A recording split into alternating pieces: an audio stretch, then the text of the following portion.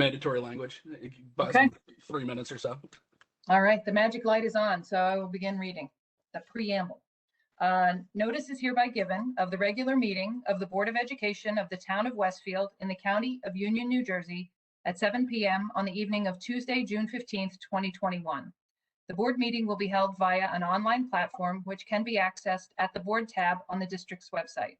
The meeting can also be accessed by phone at 1-415-655-0001, access code 120-358-9103. The purpose of the meeting is to transact the regular business of the board and any other business to come properly before the board. This is to advise the general public and to instruct that it be recorded in the minutes that in compliance with Chapter 231 of the Public Laws of 1975, entitled the Open Public Meetings Act, the Westfield School Board on Thursday, June 10th, 2021, caused to be posted at the office of the Board of Education located at 302 Elm Street, Westfield, New Jersey, and delivered to the Westfield Leader, the Star Ledger, the Westfield Library, Town Clerk of Westfield, Tap into Westfield, and Patch.com, a meeting notice setting forth the time, date, and location of this meeting. Members of the public will be allowed to make public comments twice during the virtual meeting. In the beginning of the meeting, the public may comment on agenda items only, and at the end of the meeting, the public can comment on any topic. At the appropriate time on the agenda, the Q&A window will be open for public access. If you wish to address the board, please type in your name and address. Individuals who are calling into the meeting and wish to speak can touch *3 to access the raise your hand function, which will notify a staff member that you want to speak. When your name is called, a staff member will unmute your microphone. Each speaker is limited to 3 minutes. Please note that if any member of the public becomes disruptive during the remote meeting, the board president may mute the speaker's microphone. Continued disruptions may result in removal from the virtual meeting. Dana, could we have a roll call, please? Sure. Sahar Aziz. Here. Mike Beelan. I think he's just signing in there. Brendan Galligan. Here. Rob Garrison. Here. Leah Morelli. Here. Gretchen Olig. Here. Tara Porto. Here. Sonal Patel. Here. Amy Root. Here. Thank you. All right. Tara, would you lead us in the flag salute tonight, please? Let's go. Thanks. I pledge allegiance to the flag of the United States United States of America. and to the republic for which it stands, one nation, under God, indivisible, with liberty and justice for all. Great. Thank you. All right. We do have only a few regular announcements this evening, but I believe, Leila, you have one of them, is that correct? Yes, I do. Great. Let me just pull it up since it wouldn't print. Okay. The Town of Westfield's Green Team held a high school level Green Career Fair in May to introduce students to future careers in the green economy. The career fair ran virtually over 4 days and featured 12 speakers, each representing various jobs in the sustainability field, and moderated by Westfield High School teacher Jeffrey Robbins. Each of the 4 recorded sessions can be viewed here. https www.youtube.com/user/Town of Westfield. All right, thank you. And Rob, I believe you have one also? I do. The Dr. Martin Luther King Jr. Association of Westfield has invited the Westfield community to celebrate Juneteenth with a special African American history trolley ride through Westfield this Saturday, June 19th. The roughly 90-minute tour will be held at 10 a.m., 12 noon, and 2 p.m. It will include live narration and will visit sites that anchor the 300 years of African American history in town, the burial grounds of the Presbyterian Church, Fairview Cemetery, Westfield's Black Professional Zone, Brightwood Park, and places where Zora Neale Hurston, Langston Hughes, and Paul Robeson lived, among other sites of interest. Unfortunately, the tour is currently sold out, but organizers encourage you to sign up for the waiting list as they hope to add additional dates and times. And you can do so by visiting www.mlkwestfield.org. Thank you. Great, thank you very much. Good news that it's fully subscribed. I'm glad there's such interest in it. That's wonderful. Thanks for sharing that. And I have the last regular announcement. The next scheduled meeting of the Board of Education will be held on Tuesday, August 31st at 302 Elm Street, beginning at 7 p.m. The complete agenda of the meeting will be available on Friday, August 27th under the board tab at the district website at www.westfieldnjk12.org. We will keep the community updated should there be a need to schedule any additional board meetings over the summer. So, and now we have special announcement. I can't believe we're finally here. It seems like that day in January was just yesterday when Dr. Dolan told us that she intended to resign at the end of the school year. And although obviously many of us feel like this is, even this portion of 2021 has gone on very long. In another sense, it has flown by exceedingly quickly. So I can't believe we're here at this board meeting to say goodbye to Dr. Dolan. Pardon me. Anyone who knows Dr. Dolan knows that she doesn't like a lot of fuss made over her. She prefers to shine the light on others around her and to celebrate their achievements. However, tonight we want to shine the light on Dr. Dolan to honor and thank her for 25 years of devoted service to the Westfield Public School community. Throughout her years in education, Dr. Dolan has always sought to do what is right and best for the students of Westfield. Under her leadership, the district has upgraded curriculum in all subject areas, including a significant integration of STEM programs. She has supported the investment in new technologies and upgraded security equipment and protocols. She instituted a district-wide focus on the social and emotional needs of students and staff. And she has led the district with compassion, wisdom, and strength through challenges, great and small. These are just a few of the considerable contributions Dr. Dolan has made during her tenure. I will now read a resolution, because we love our resolutions, from the Westfield Board of Education, which recognizes the many ways she has shown her lifelong commitment to the students of Westfield. The version I have looks like this, but the one you get, okay, will be very fancy, I'm sure. Resolution by the Board of Education of Westfield, New Jersey, honoring Margaret Dolan, Superintendent of Westfield Public Schools from 1996 to 2021. Whereas Margaret Dolan has dedicated 14 years to the students of Westfield as Superintendent of Schools, 6 years as Assistant Superintendent for Curriculum and Instruction, and Assistant Superintendent for Human Resources, and 5 years as Principal of Franklin Elementary School, with a total of 25 years in Westfield and 43 years in the field of education. And whereas under her direction, the Westfield Public School District has flourished, surpassing state and national achievement averages while maintaining an important focus on social and emotional learning. And whereas Dr. Margaret Dolan has led major expansions and renovations of the district's elementary, intermediate, and high school facilities and fields, including the opening of Lincoln Early Childhood Center, renovation of the Gary Kaler Stadium, an innovation classroom at Westfield High School, and new auditoriums at Edison and Roosevelt Intermediate Schools. And whereas under her leadership, the Westfield Public School District has upgraded its curriculum, introduced new technologies, transitioned to a standards-based report card at the elementary level, supported energy conservation, and installed updated security equipment and protocols at each building. And whereas Margaret Dolan has been a strong advocate for equality in education, supporting differentiated instruction and special education, and working to narrow the achievement gap. And whereas as a lifelong advocate of the arts and a musician herself, Margaret Dolan has supported the district's robust visual and performing arts and has celebrated student musicians, artists, and performers. And whereas Margaret Dolan has led the school district through a global pandemic and other challenges with wisdom, strength, compassion, integrity, patience, and with the best interests of students and staff at the forefront of every decision.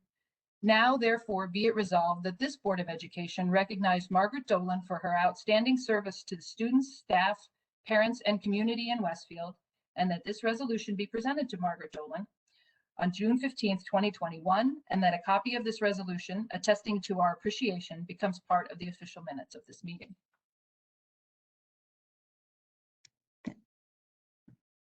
Thank you very much. You're very welcome. I'm not done yet, though. Dr. Dolan, thank you for your thoughtful leadership, your integrity, your calm and measured decision-making while making hard choices, and for always providing a listening ear. I will also now read a proclamation from Mayor Shelley Brindle on behalf of the town of Westfield. Also fancy, but the one you get will be fancier. Proclamation to Margaret Dolan, Superintendent, Westfield Public Schools. Whereas public schools are society's linchpins and the Westfield Public School District is an integral part of the well-being of the town of Westfield. And whereas the Westfield Public Schools District has a long history of providing an excellent education for its students, a tradition that has been continued and enhanced by Dr. Margaret Dolan. And whereas Dr. Dolan has served the Westfield Public School District in a leadership role for 25 years, 5 years as principal of Franklin Elementary School, 6 years as assistant superintendent, and for the last 14 years as superintendent of schools. And whereas when Dr. Dolan began her tenure as superintendent on August 1st, 2007, she became the first woman to hold that position in school district history. And whereas throughout her tenure, Dr. Dolan has been a visionary and a tireless advocate for the best interests of all students. And whereas representing the school district, Dr. Dolan has been an enthusiastic and effective collaborator when working with the town on various intersecting and corresponding projects and ventures, and the town's professional staff, including the town administrator, the health officer, the past and present police chiefs, and the past and present fire chiefs, have all expressed their deep appreciation for her expertise and cooperative spirit over the years. And whereas upon the occasion of her retirement, the town of Westfield wishes to pay tribute to Dr. Margaret Dolan, who has touched the lives of tens of thousands of students and their families over the course of her 25-year career with the Westfield Public Schools. Now, therefore, be it proclaimed that I, reading for the mayor, Mayor Michelle W. Brindle, on behalf of the town council and a grateful community, hereby honors Dr. Margaret Dolan for her extraordinary dedication to the students of the Westfield Public School District, their families, and the entire Westfield community. Further, I hereby congratulate her on the occasion of her retirement and wish her much health and happiness in the future. Signed, Michelle W. Brindle, the mayor. Very nice, thank you. Very nice. You are quite welcome. And next up, we have all heard the oft-repeated adage that a picture is worth 1,000 words. So I hope you enjoy this brief video tribute to Dr. Dolan.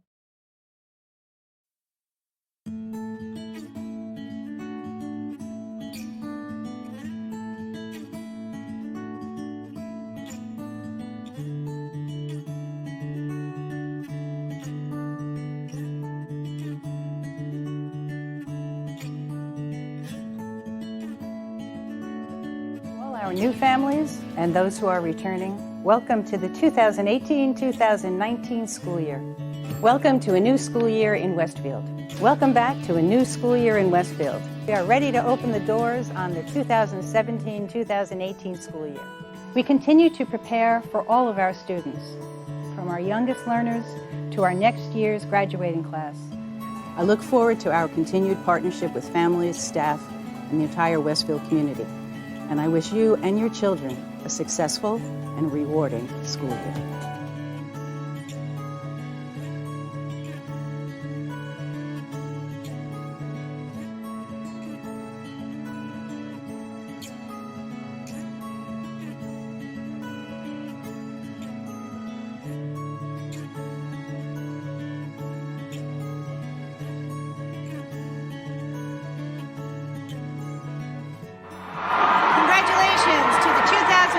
State champions, Westfield High School football team, and Coach DeSarno and all the assistant coaches. Great job, Blue Devils. Congratulations. Woo!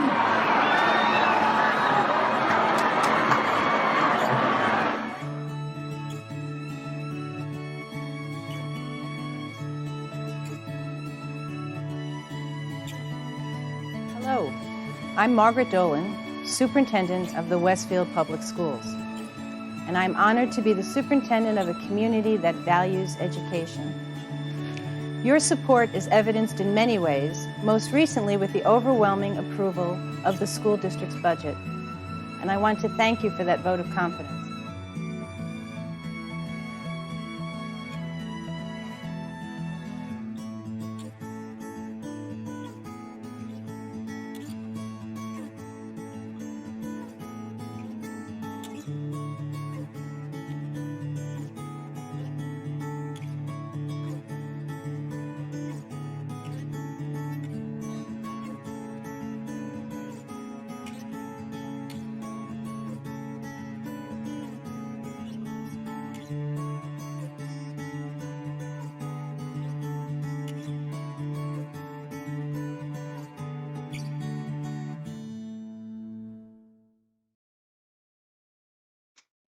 That was great. Thank you. I think we have Mary Ann McGann to thank for putting that together.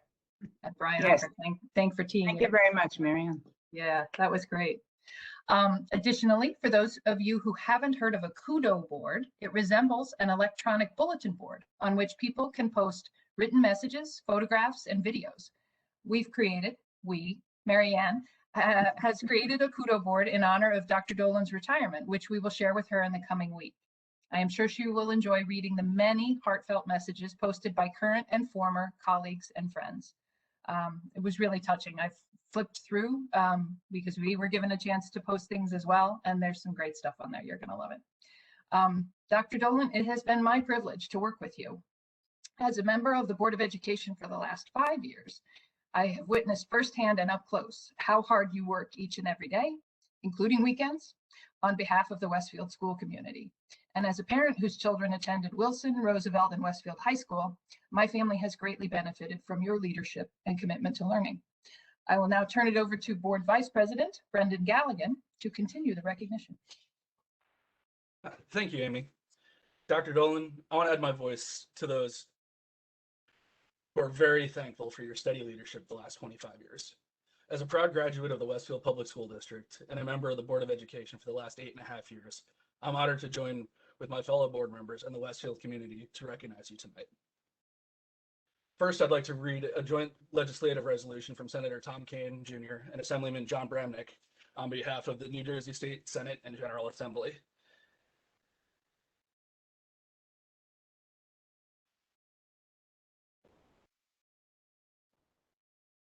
Joint resolution by Senator Tom Kane and Assemblyman Bramnick and Assemblyman Munoz.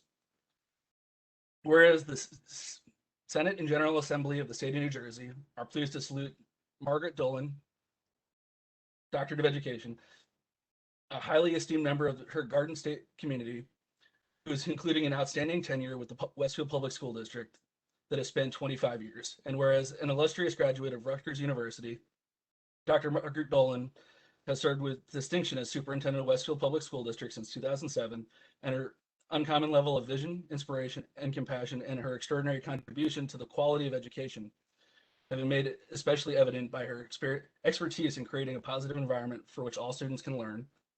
And whereas Dr.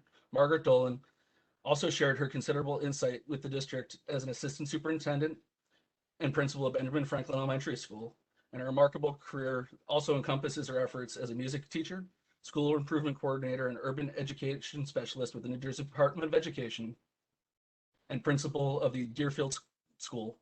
And whereas dedicated to the best interests of her fellow educators, Dr. Margaret Dolan has exhibited exemplary leadership as president of the New Jersey Association of School Administrators, and she is the distinguished recipient of the 2013 Union County Superintendent of the Year Award. And whereas within all spheres of her life and work, Dr. Margaret Dolan has established a model to emulate and has set standards of excellence towards which others might strive. And whereas Dr. Margaret Dolan will be honored and her many noteworthy accomplishments recalled during the Westfield Public School District Board of Education meeting on June 15, 2021, and now therefore be it resolved by the State Senate and General Assembly of New Jersey that this legislature hereby commends Dr. Margaret Dolan, pays tribute to her meritorious record of service, leadership, and commitment, and extends sincere best wishes for a long and happy retirement. And be it further resolved that a duly authenticated copy of this resolution signed by the Senate President and Assembly Speaker and attested to by the Senate Secretary and Assembly Clerk be transmitted to Dr. Dolan. And very nice resolution, which I'll bring over to your office tomorrow. Thank you very much. Thank you very much, Brendan. I now make a motion to change the order of the agenda to introduce a special resolution on behalf of Dr. Dolan. Can I have a second? Second. Thank you, Rob. And this is a very special one for us. We've been working on this for a couple months now. Resolution by the Board of Education, Westfield, New Jersey. Whereas Margaret Dolan has been devoted to, right word. Margaret Dolan has been a devoted educator for 43 years, serving the Westfield Public School District for 25 years, including 14 years as superintendent of schools.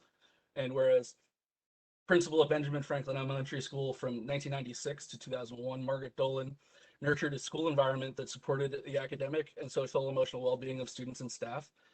And whereas Margaret Dolan encouraged enrichment activities that extended beyond the classroom experience to benefit the entire Franklin school community.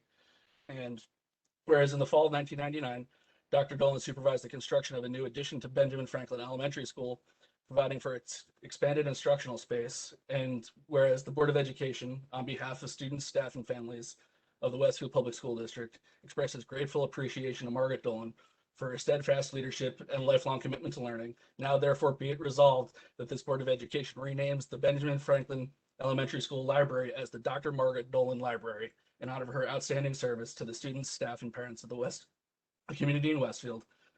And that this resolution be presented to Margaret Dolan on June 15th, 2021, and that a copy of this resolution attesting to our appreciation becomes part of the official minutes of this meeting. Dana, can I have a vote? Yes. Zahar Aziz, Yes. Mike Beelan, Yes. Brendan Galligan, Yes. Rob Garrison, Most definitely yes. Leila Morelli, Yes. Gretchen Oleg, Yes. Tara Porto, Yes. Sonal Patel, Yes. Amy Root. Yes. Thank you. That I think I won't speak, but thank you very much. That's great. Marianne, we have a picture to share?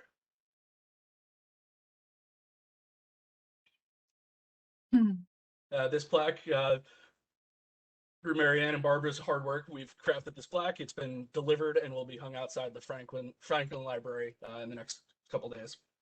Congratulations again. Thank you. That's a wonderful space. Thank you very much. It's a wonderful library for our young ones. That's great. All right. You ready for me, Brendan? Hold on, I lost my tab for a second. Too many of them. So just thank you again, Dr. Dolan, for your years of dedicated service. I know there are many others on the panel tonight that would like to wish you well. So I'll turn the meeting back over to Amy, and we'll get some comments from our fellow board members. Absolutely. And before we do that, I just wanted to say, we do want you to have something that you can have with you to commemorate your time with us. So we have a nice box with another plaque on the top, which I won't read for you because it's a version of what we've said a few times already, but this way you can have it with you as a memento. Always welcome to come back to Franklin, to the library, but your library. But that you can keep with you and look at it whenever you choose. Now I understand some board members would like to say a few words as well. So Gretchen, I see your hand first. Would you like to speak? If I could, yeah. So first, Dr. Dolan, I wish we could all be in a room together, and I look forward to an opportunity soon for us all to be able to be together. But I wrote down some comments, so if I'm looking down, it's just because I'm reading. I'm pretty sure that I have the distinction of being the board member who has served the longest with you as superintendent, and Brendan's probably a close second. We might have to arm wrestle Ginny Lights for that title, but I'm pretty sure. And I'm proud of that, not because it's a reflection of my time on the board, but because it has given me a seat at the table with you. Because it repeatedly has afforded me the opportunity to plan with you, talk with you about our students, the staff, our community, and witness your calm, thoughtful, and steady leadership. You are the hardest working person I know. On a good day, your job was 7 to 9, hopefully with a break for dinner before a board committee meeting or a statewide committee obligation. If the weather was dubious or we were in the middle of a pandemic, it was a 24-hour gig.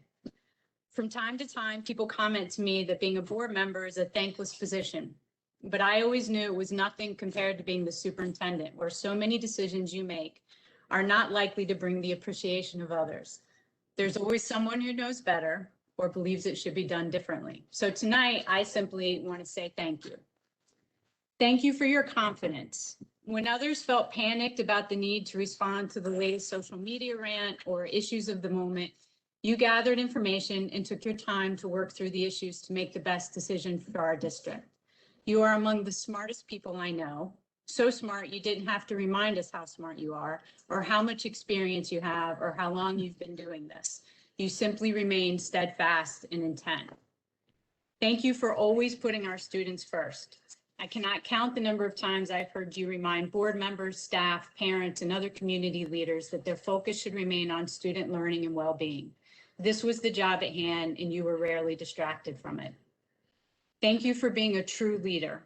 You did not point fingers or sacrifice others, but acknowledged your role as the district's chief and remained willing to reflect and correct course if needed. Thank you for being the consummate professional. Too many times, it would have been easy to lose your calm or become rattled in the face of finger wagging and disrespect. I never saw it in public or private. Thank you for enduring redistricting, bond referendums, turf fields, school safety, the tragic and unexpected loss of beloved staff members, students, and parents, challenges with enrollment and facilities, and oh yes, a pandemic. You showed up every day, although I'm certain there were times that you were suffering inside. Thank you for teaching me and countless board members what education is about. We are a dime a dozen. Some of us stay a while, some of us leave after a year or two, and each one of us comes into your conference room with good intentions, but firm ideas about what's wrong and what needs to change, and almost zero knowledge about how a school district is organized, how it's funded, or how to manage it. We bring our strong opinions about running corporations, how to navigate the world of special education, and what our kids really need. And you listen, you hear us out, and you provide us with answers when we ask, often repeatedly. Thank you for making sure we are a district that will continue to succeed and be among the best in New Jersey. With significant hires at the administrative level in the past 5 years, your mark on this district will be felt for many years. I appreciate you, Dr. Dolan. I want to thank you for the impact that you've had on me personally, on my family, and on our town. I wish for you never to have to check the Weather Channel at 2 a.m. again. I wish for you many adventures with Rich and time with family and friends. I wish for you tonight a feeling of gratitude and recognition from all of us. Thank you. Thank you, Gretchen. That was great. Rob, would you like to go next? I feel so underprepared and you know, especially following Gretchen. I'll just simply say that it really has been a great time serving on the board. I'm probably in a unique position in that I've served on the board the exact amount of time my daughter's been in the schools. So I didn't get to experience the school district without being a board member, and didn't really get to know all that much about the schools, quite honestly, before I was a school board member.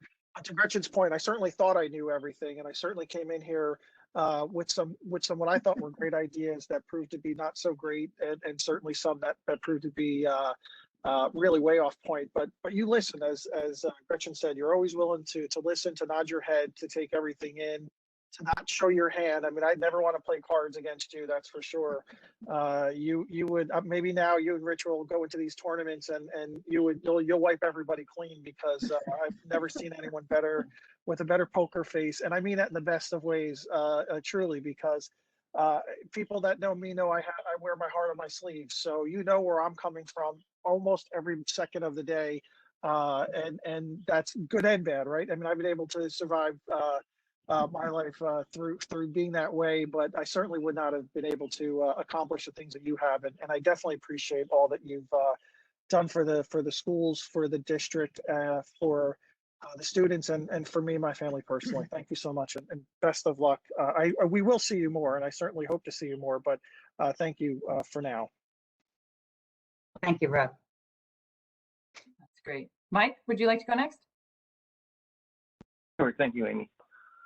Dr. Dolan, I don't know if I can put all the words together, but I remember when you first started in the district, my children were just, maybe they were a year or two after you became superintendent, stumbling into McKinley, wondering what this next 12 years will be like, going through McKinley and then Edison and finally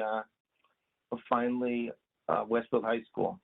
And it just, you see the impact you've had from grade to grade and year to year, as not only my children, but all the children just really flourished, and they've all formed their own, they've become their own person, and they're all especially the seniors, as my daughters are, they'll be leaving at the same time as you. And it'll be wonderful to see them all on stage with you the final time. But I just want to thank you personally for everything you've done for the district, what you've done for all the students of the district, all the employees of the district, and just this town as well, because you have a great impact on the town. Thank you very much. Thank you, Mike. It'll be nice to graduate with your daughters. I'll go. Okay, go ahead, Tara.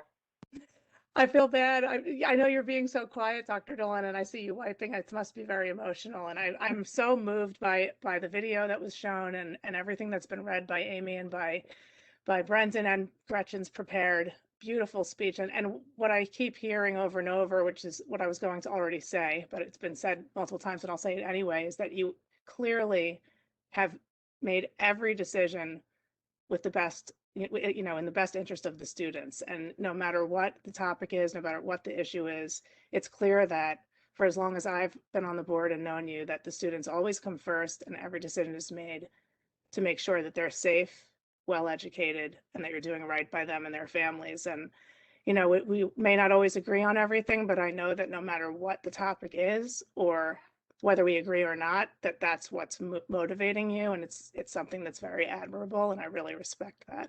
And I wish you all the best in your retirement. So thank you. Thank you, Tara. Go ahead, Leila.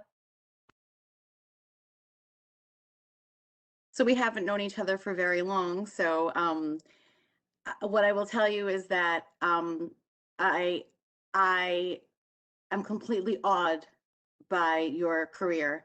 And I am so lucky that you got to introduce me to being a part of the board, because there's so much to learn from you. And we really do appreciate you, and the district appreciates you, and the community does. And I know this has been quite a year, but it's very hard to please everyone. And like what Tara said, you have done your best to do what's best for the whole.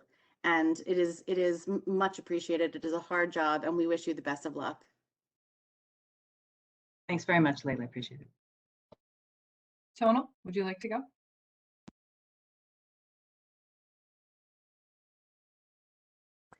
Yes, I'll keep it short because as one of the newest board members, I've only had a short time to work with you, but I feel fortunate to have had that opportunity to hear you and work with you and talk with you on all these issues. You are an extremely kind and compassionate leader, and as everybody else has said, your unwavering support and your interest in the students and their what's best for them is always in the forefront of your mind. So I appreciate that, and I think having you lead our district for the last 14 years has been a gift to our school system. So I wish you a wonderful retirement, and thank you for everything you have done. Thanks very much, Sonal. Sahar, did you say? Yep, there you go. Okay.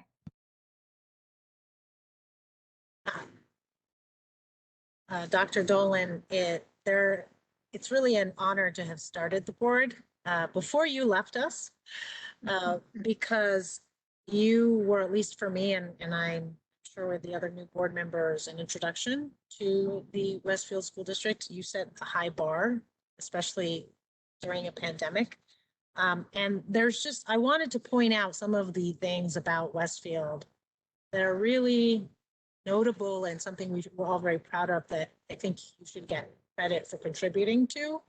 And I think regardless whether one agrees or disagrees on particular policies, it's these types of accomplishments that I think show the true expertise and brilliance of the superintendent. It's clear to me, as someone who's relatively new to Westfield, 4 years coming from out of state, that, and with 3 kids in the district, the morale of the teachers is high. We have a low attrition of teachers. Track families here because, can you hear me? Because they want to put their kids in these schools that you lead, and along with the other administrators and the teachers and staff. And so you've clearly built a very strong foundation for the last 14 years as superintendent, and then also before that. And I think that is among one of the most notable legacies that you're going to leave. You're going to leave many legacies. It's clear to me that you've impacted a generation of Westfield graduates. You're going to be that superintendent and that teacher and that principal that people will remember as having shaped their life and in a very meaningful way. And just the 6 months I've been on the board, seeing you at probably the most difficult, I suspect, part of your entire career, I can't imagine it being more difficult than during a pandemic, has really caused me to respect you quite a bit. And even just seeing the video, 24 years is remarkable. It's a remarkable commitment. And I'm especially proud, and I want to recognize that you are a first. You are the first woman superintendent, and that is not easy. So you've shattered the glass ceiling. Others will come before you and they will be standing on your shoulders, and you will have made the path easier for other women. And that's something that I mean, we're all deeply grateful to you, including our daughters. So I just wanted to thank you and congratulate you. And thank you especially for the legacy that you've left. And it will be a legacy that I think will have a very long-term impact. So thank you. Thanks very much, Sahar. Sorry, Brendan? Yep. Yeah. I just want to make some quick unprepared remarks. I just want to thank you for the 8.5 years that we've worked together. When I first got elected to the board at 23, you could have easily dismissed me. Instead, you took the opportunity to educate me on how education works. You've been out of the classroom for years, but you took the time to teach. You take the time to teach all the board members that come and work with you how the district operates, why we do things the way we do. You give us that institutional knowledge, and it allows us to be better board members, which encourages your administration to be as stable as it has been. We haven't had a major administrative change in the last 10 years, and that's due in no small part to the person at the top. So just thank you for the stability and solid leadership you've given to this whole district and the knowledge you've passed down to me. So thank you. Thank you, Brendan. And I would just like to echo what so many of our board members have said. You've been such a wonderful role model for us, and particularly for the women on the board.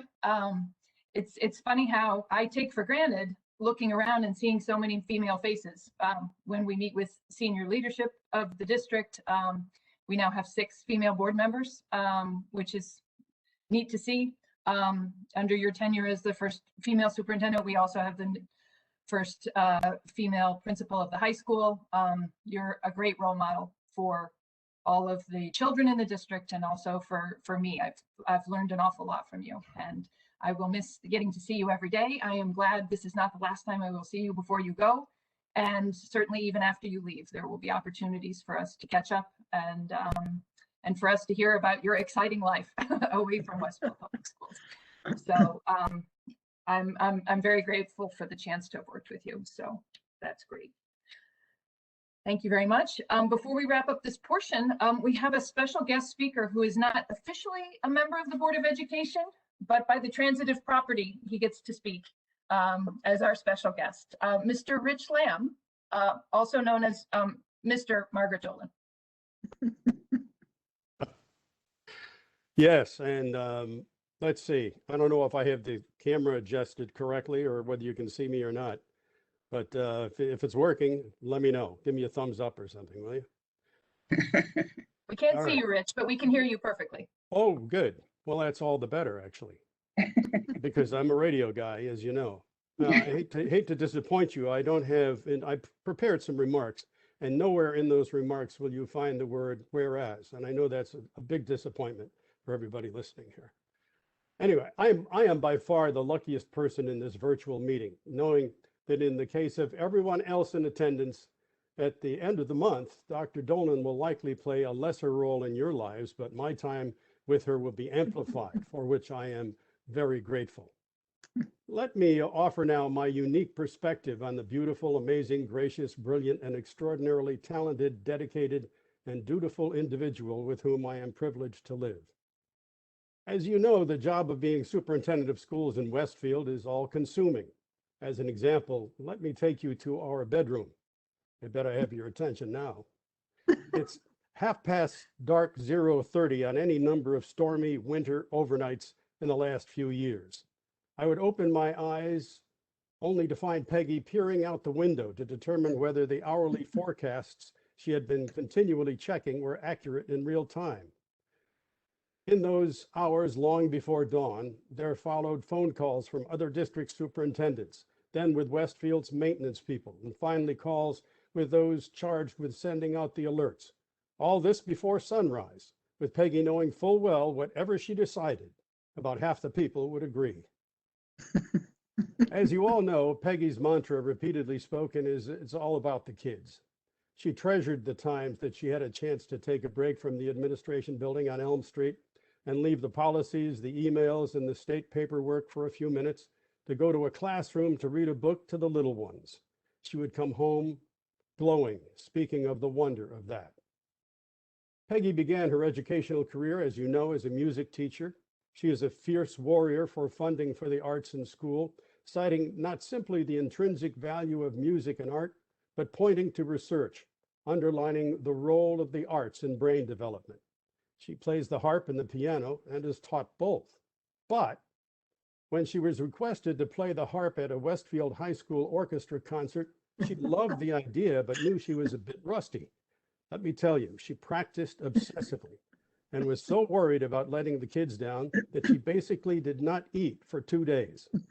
By the way, her performance was perfect, but not all the days were perfect, and there were a number of them that were really sad.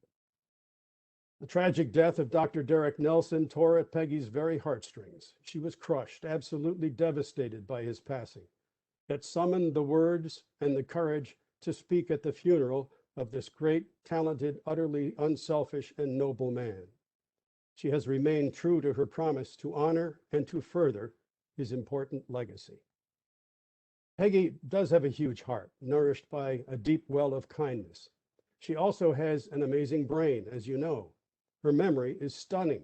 She has a clarity of recollection, at times photographic, that spans from an hour ago to decades past. She can pull up names and places and events, as well as the location of my glasses, my phone, my keys, all in a twinkling. Experience has taught me not to play against her in jeopardy. I finally waved the white flag and proposed that we should be a team. She's so sweet she agreed to it, and now I get to ride on her coattails. When Peggy was in her first year as superintendent, about a month in, she told me, I don't think I'm going to make it until the end of the year. Yet here we are, 14 years later, and Peggy, I could not be more proud of the leadership you have provided, both for the great Westfield School District, its students and staff, and for the shining example of the best of humanity you have been for me, for the family, and to our many friends. Can't wait for the end of the month. Independence Day, this 4th of July, will find itself woven with an additional layer of meaning for the two of us. Thanks to the board and to the Westfield community for giving me the opportunity to let you know how I really feel about the great Dr. Dolan, my Peggy. Thank you.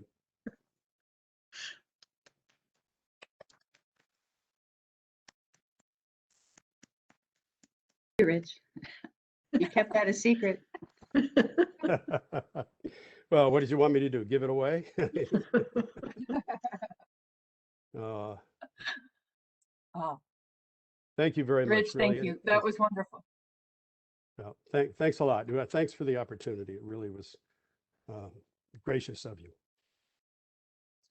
Thank you. It was marvelous to have you join us. And those of us who've been able to meet you in person can envision you saying this. And for our new board members who haven't had the opportunity to meet you in person yet, hopefully you'll be able to remember this when you get to see him and meet him in person. It was a lovely tribute. Thank you. And a perfect way to, I think, to end the comments here, unless anybody has anything further to add. All right, well, we'll give Dr. Dolan a moment to collect herself a little bit. Now is the time on the agenda when we recognize the public for agenda items only. I do want to make, sorry, I'm sorry, Dr. Dolan, was there anything you want to say at this point, or should I go ahead? I think you made a good judgment not asking me to speak. Thank you. Excellent. Okay. All right. Didn't want to step on toes, but thank you. Okay. So first opportunity for the public to comment on agenda items only. I did want to say, we're going to change things just a small bit. We understand that there may be some people joining us for the first time who have some comments or concerns about a policy item that is up on the agenda for tonight. What I'm going to suggest is that if you could hold comments about the policy till we get to the policy portion of the agenda, we will open for public comment at that time. And so you can make your comment at that time if you would like to comment on the policies. If anyone in the public would like to speak now about other agenda items, now would be a great time to do that. There is also one more public comment portion at the end of the meeting where people can make comments on any items that they choose. It doesn't have to be an agenda item later in the meeting.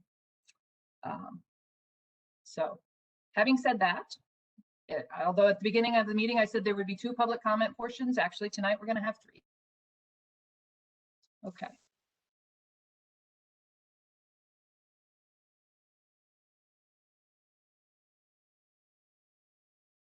Ryan, I see you've opened the Q&A panel. Are you seeing anyone type in their name yet? No? No, not yet. Okay.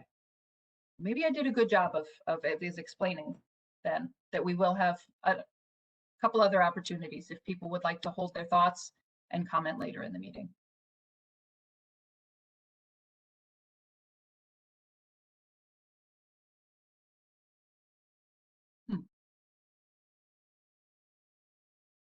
Amy, we do have Michelle Pierce.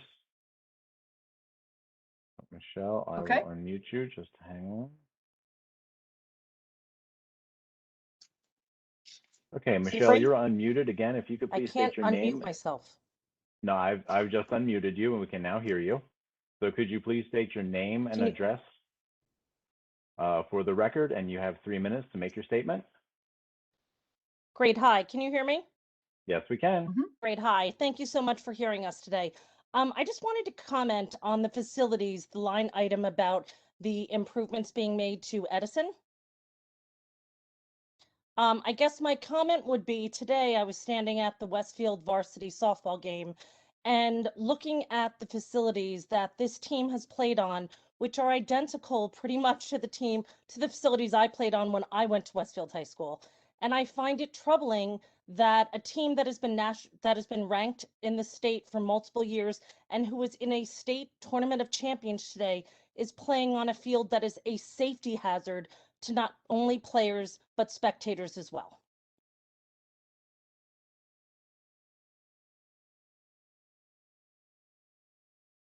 I guess my concern would be, how can we refurbish a field for the boys and not do the same for the girls? Isn't this a Title IX issue? Thank you.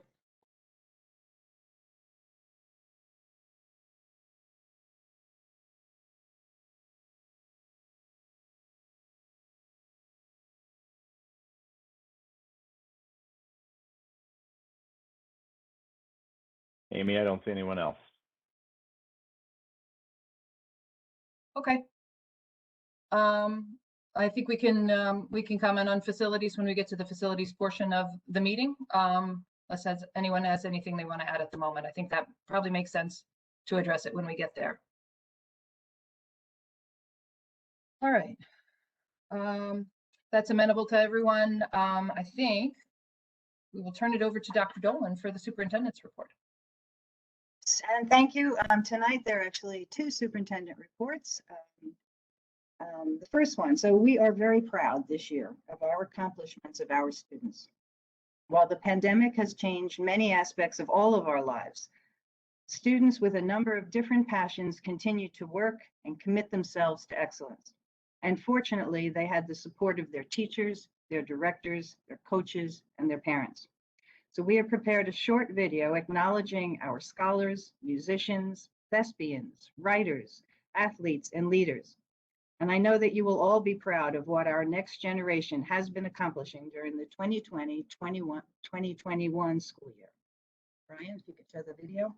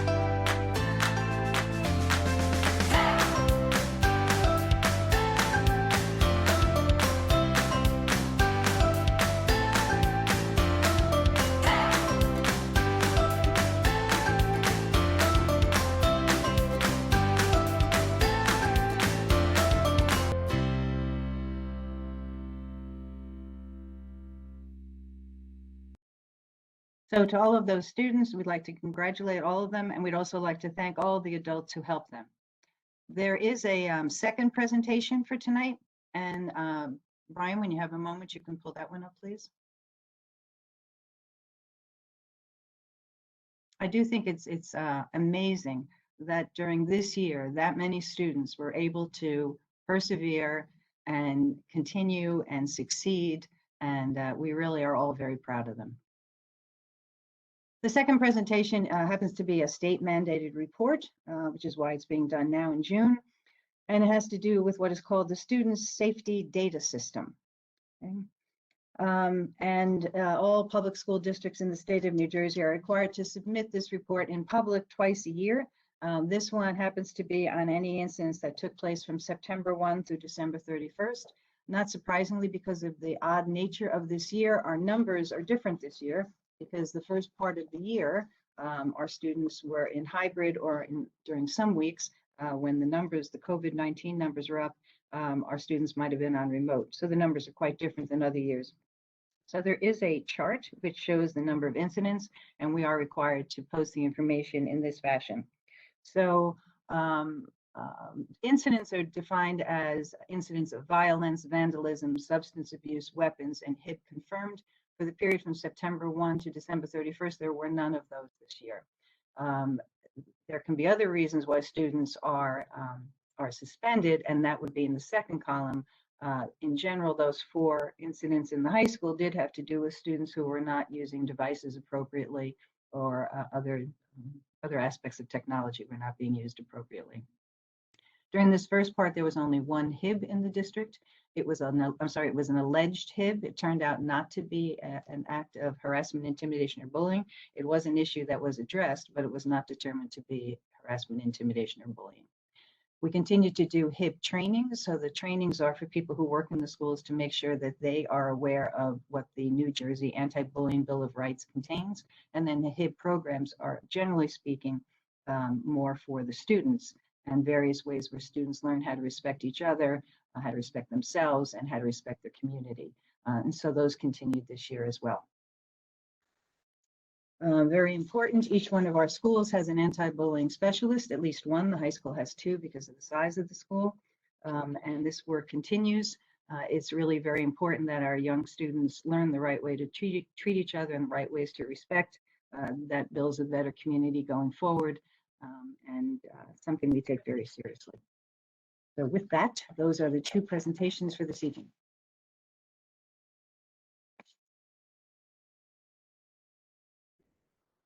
All right.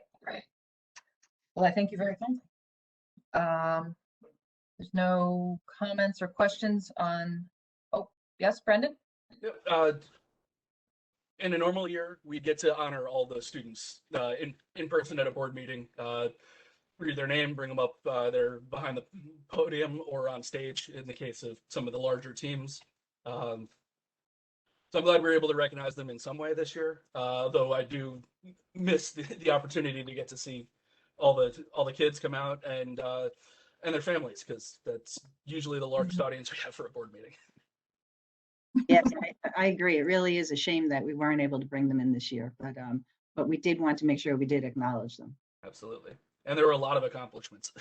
There were amazing numbers.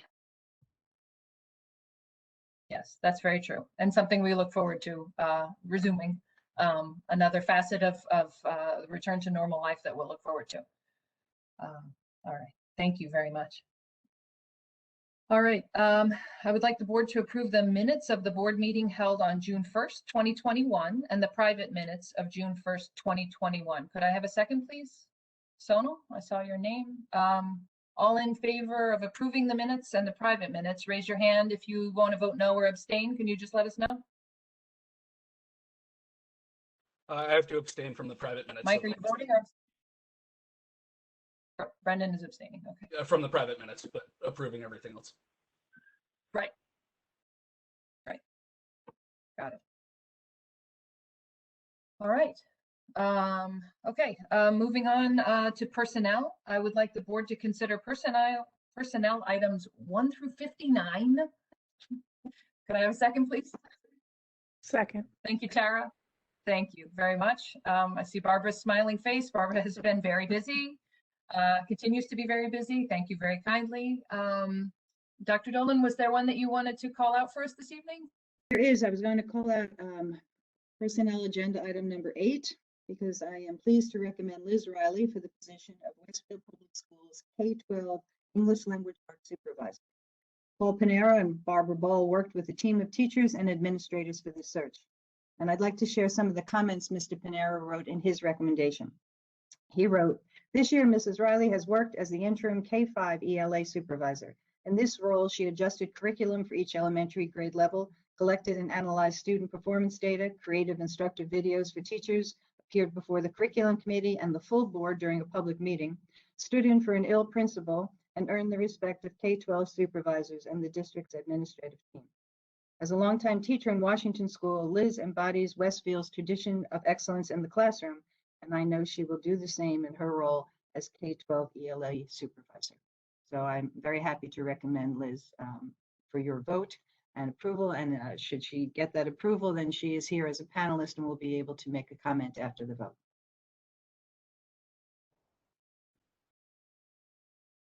Amy, you're muted. Thank you. See, I need reminders all over the place. I was just going to say thank you to Dr. Dolan for reminding me that we need to make sure we vote before. Yes. If there's no other comments from board members, Dana, could we have a roll call, please? Sahar Aziz, Yes. Michael Beelan, Yes.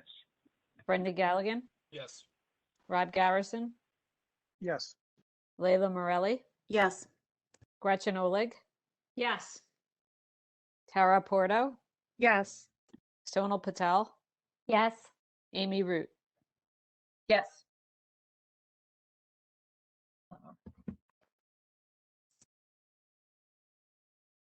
Congratulations, Liz. Would you like to? Thank you very, very much. So those are the first times I've heard the words of Mr. Panero. So it definitely brings a smile to my face to hear that my dedication to Westfield has been part of something that has enabled us to support teachers this year. And it has been my honor. And I have something written, so forgive me if I sound like I'm a little rote, but I was a little nervous to address everybody and wanted to make sure that I said everything that I wanted to say. When I began teaching in Westfield 16 years ago, I believe, and if the rumors are true, there were hundreds of applicants for elementary teaching positions the year that I applied. And Mr. Malanga over at Washington saw something in me and allowed me to become part of Washington and Westfield. And throughout my time in Westfield, there have been various opportunities for teachers to take leadership roles, literacy coach, writing curriculum, professional development. It's a community that really engages everyone, their teachers, their supervisors, their administrators, and it is a true community. I have been honored, truthfully, to support the K-5 teachers as they have navigated what is most likely going to be their most challenging teaching year ever. Despite whatever comes next, I think that everyone will look back and say that this year was incredibly challenging, and it was my privilege to maybe make their lives a little bit easier with a bit of feedback or just a bit of support and encouragement, because that's what we all needed during this. I would like to express my deep gratitude for the opportunity to be the K-12 supervisor. I feel as though Westfield truly has a tradition of excellence. We just saw the student achievement in the videos, and I know that the English language arts departments at all of our schools have that same level of excellence in each of them. And I can't help but say that on this day that is Dr. Dolan's last official board meeting, I am honored to be promoted on this day as my first official board meeting. So I would be remiss if I didn't mention that. So I'd like to thank everyone, the panel, the interview committee, and Westfield is my home. For those of you that do not know me, I live here. I moved here after beginning to work here, and it is my pleasure to continue to serve the district. And thank you very, very much.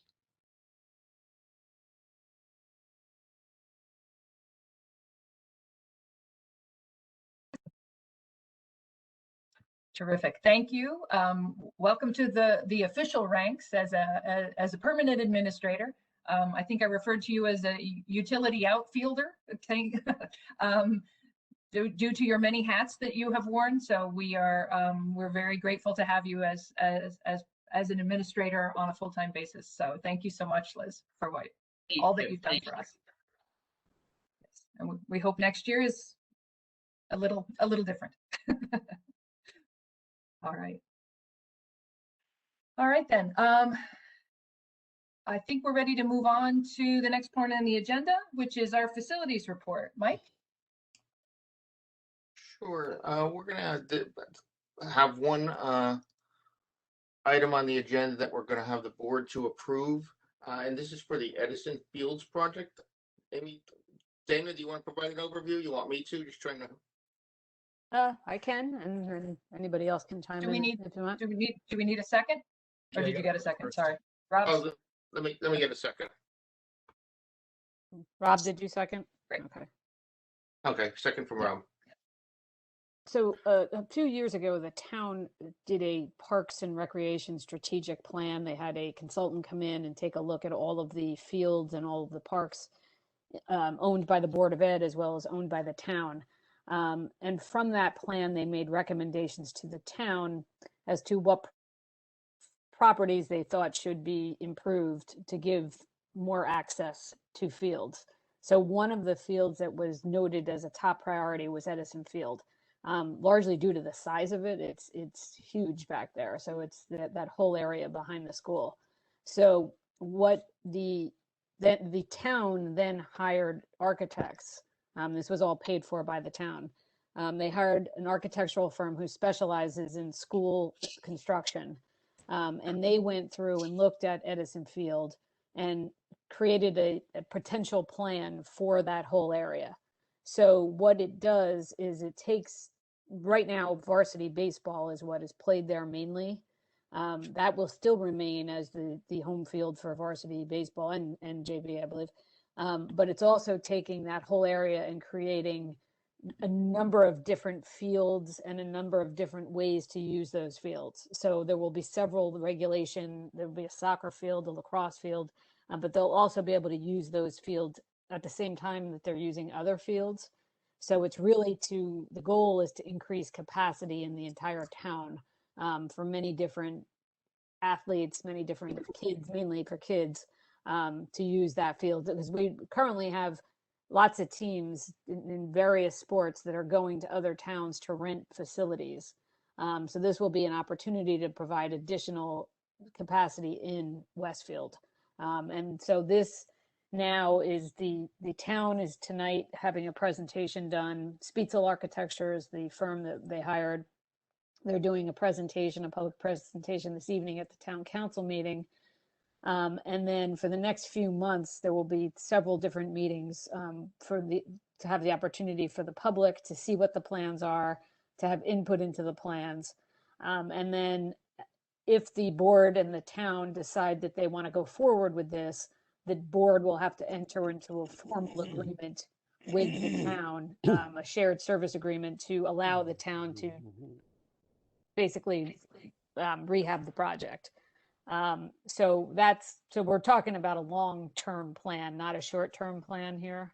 So that's where we are tonight. And what the town is asking the board to approve tonight is a letter of intent to say that you are intending on entering into an agreement with the town to renovate this field. It's not really binding at this point. It's just a letter saying that you plan to do that. As I stated earlier, if in a few months or in the fall, if the board does decide that they want to go forward with this plan, then we will have a legal agreement that has all kinds of specific information as to who gets priority and all kinds of fun stuff like that. Yeah, just to add a couple of points to what Dana said. What the town will do, there'll be community. Right now, this was really the letter of intent is allow us to talk about the project in the public. The town will be conducting community seminars to get feedback from the community, and they provided an overview of what fields that they're going to be implementing based on feedback from the recreation department and outside organizations. But before any shovel ever goes in the ground, it would require further board and town approval. And this is just to start the process. Any other questions? Just to echo comments that have been made. The town and the schools are always looking for ways we can possibly work together to save the taxpayers' money. Sometimes they're small, sometimes they're big. This happens to be a big one. And at the end of the day, it's a project that will benefit Westfield community. Will benefit the schools in particular. We'll get a brand new facility out of it if we do proceed with the project as it's outlined. But it starts us down the road of more shared service agreements, and I think that's a good thing for the town and the schools to always be looking for ways that we can work together. This agreement is, as Dana mentioned, it's non-binding, and all the details still have to be worked out. But it's a good step in the right direction, and I look forward to the next round of the negotiations that go along with it. I just make a quick comment. I just wanted to kind of put on the record how many parents I've heard from that are interested in improving the field. I have a soccer kid, and so and I suspect maybe some of the parents who are on the call feel the same. But I think this is a good step forward. I think it's now. I know some teams, some Westfield-based teams have had to go to other towns to play soccer or other sports. And so I hope this is going to help our commutes be a little less for those of us who have sports kids, as well as obviously benefit the kids who are enrolled in the schools. So I just wanted to, in my view, this is a good move. I know a lot of parents in Westfield have been asking for more shared agreements and improving our field. So I'm happy to see it. And just to add one comment on from what Sahar said, not Sona, sorry. Westfield would retain first priority. This is allowing, so any of the students or bands or any other sports, Westfield would retain priority, typically times to be determined for use of the fields. And then this would then allow outside organizations to use the fields when we were not using them. But the details, again, still need to be worked out, but we would retain priority for our school children. Mm-hmm. Any other and comments? I questions? would just like to add, Go ahead, sure. Sure, sorry. No, I just wanted to say, we did have a member of the public comment about, why this field instead of the other field. And a number of years ago, before I was on the board, there was an attempt to put in a field layout similar to this, or a smaller version of this, where the softball fields are next to the high school.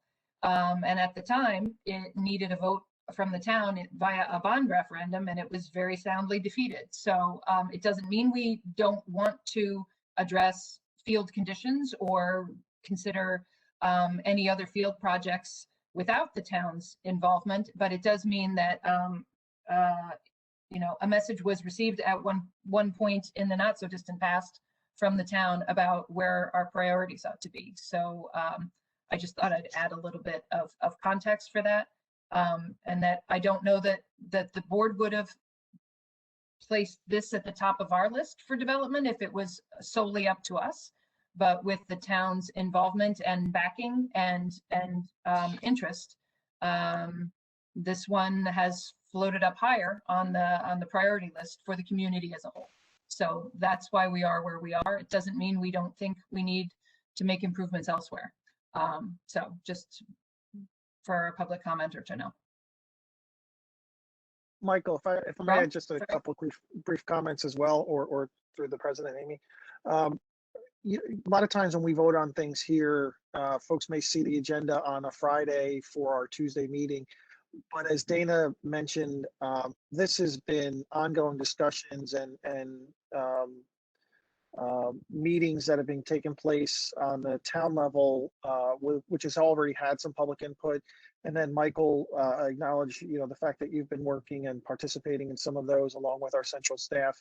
And even though it's been a year plus in the making, this is really just the beginning of what will be a much longer, more detailed and entailed process, public process moving forward, which will involve both the council and the school board, sometimes together, sometimes separately.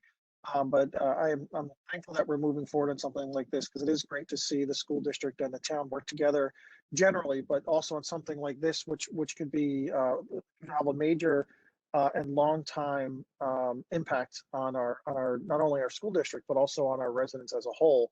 So thank you, Amy and the leadership and Dolan leadership for getting us to this point. Any other comments or questions? Okay. So I'm going to ask the board to approve the letter of intent between the town of Westfield and the Westfield Board of Education for shared services agreement related to the development of Edison Intermediate School athletic fields and related facilities by the town of Westfield. That's all. Dana, you want to get a vote? Second, Mike. We already had a second, Rob. Oh, okay. So, Okay. Sahar Aziz, Yes. Mike Beelan, Yes. Brendan Galligan, Yes. Rob Garrison, Yes. Leila Morelli, Yes. Gretchen Oleg, Yes. Tara Porto, Yes. Sonal Patel, Yes. Amy Root. Yes.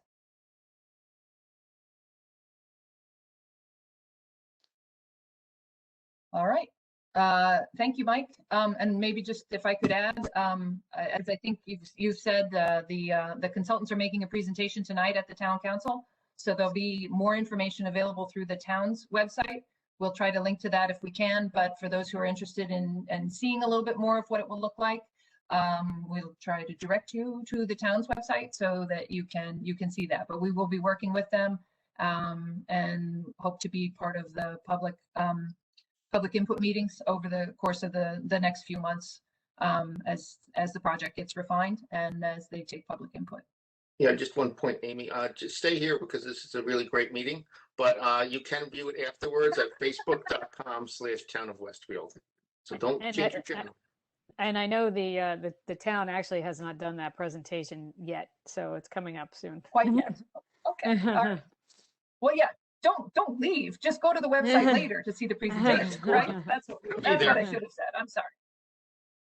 I misspoke. Thank you for correcting. All right.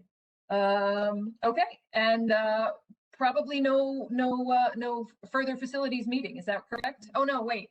We do have a Is there facilities one? meeting scheduled next week, I believe. Right. Okay. Friday. Yeah, Friday. Friday? Okay. Terrific. Thanks. Thank you. All right then. Okay. Thanks, Mike. Moving on to long range planning. Gretchen, anything tonight?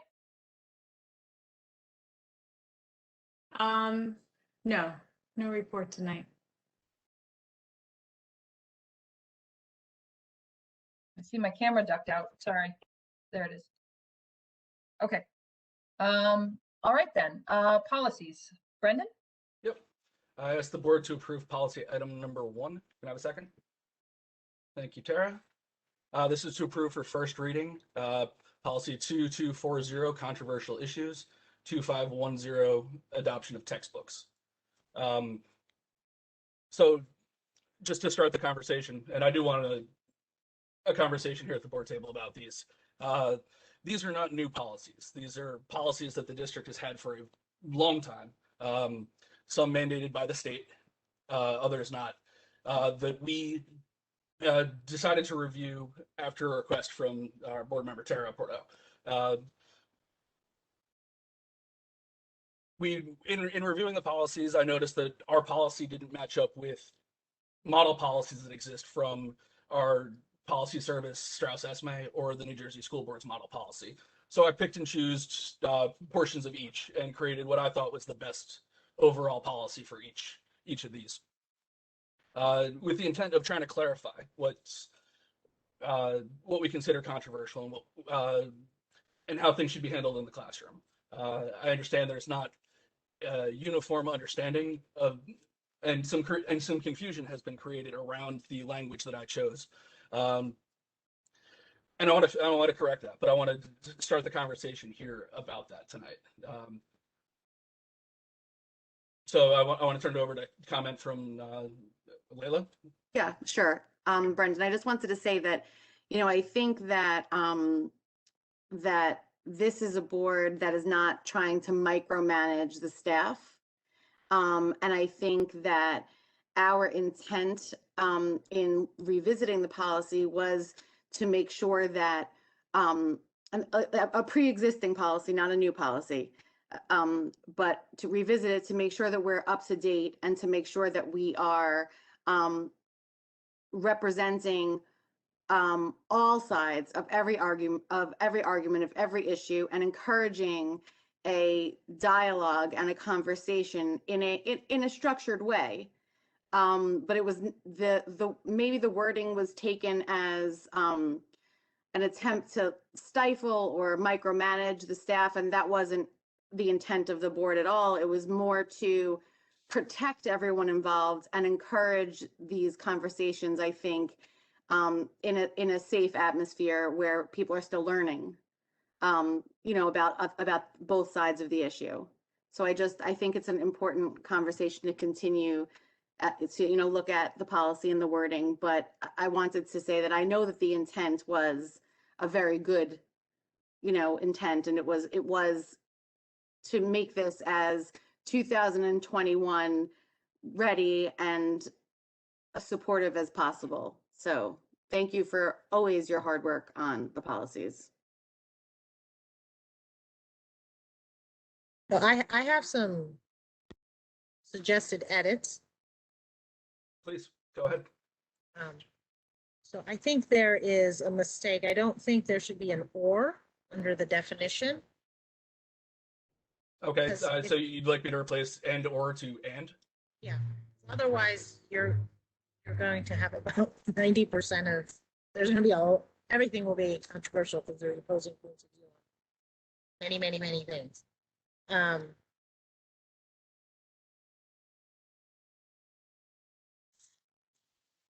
think it's missing grossly inappropriate under prior approval.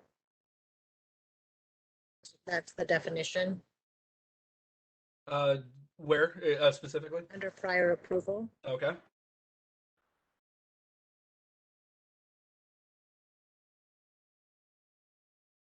And then with regard to the guest speakers, I'm not sure why we have sensitive or known to arouse strong opinions. It's somewhat extraneous.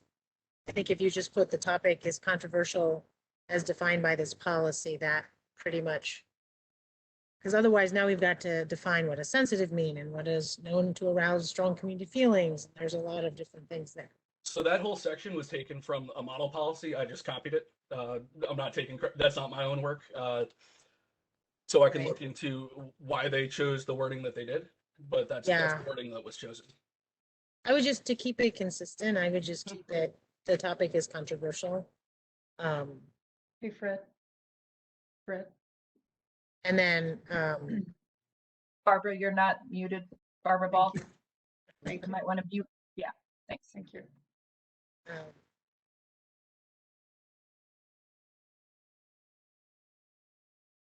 Yeah, and then the other one was, I wasn't sure when you said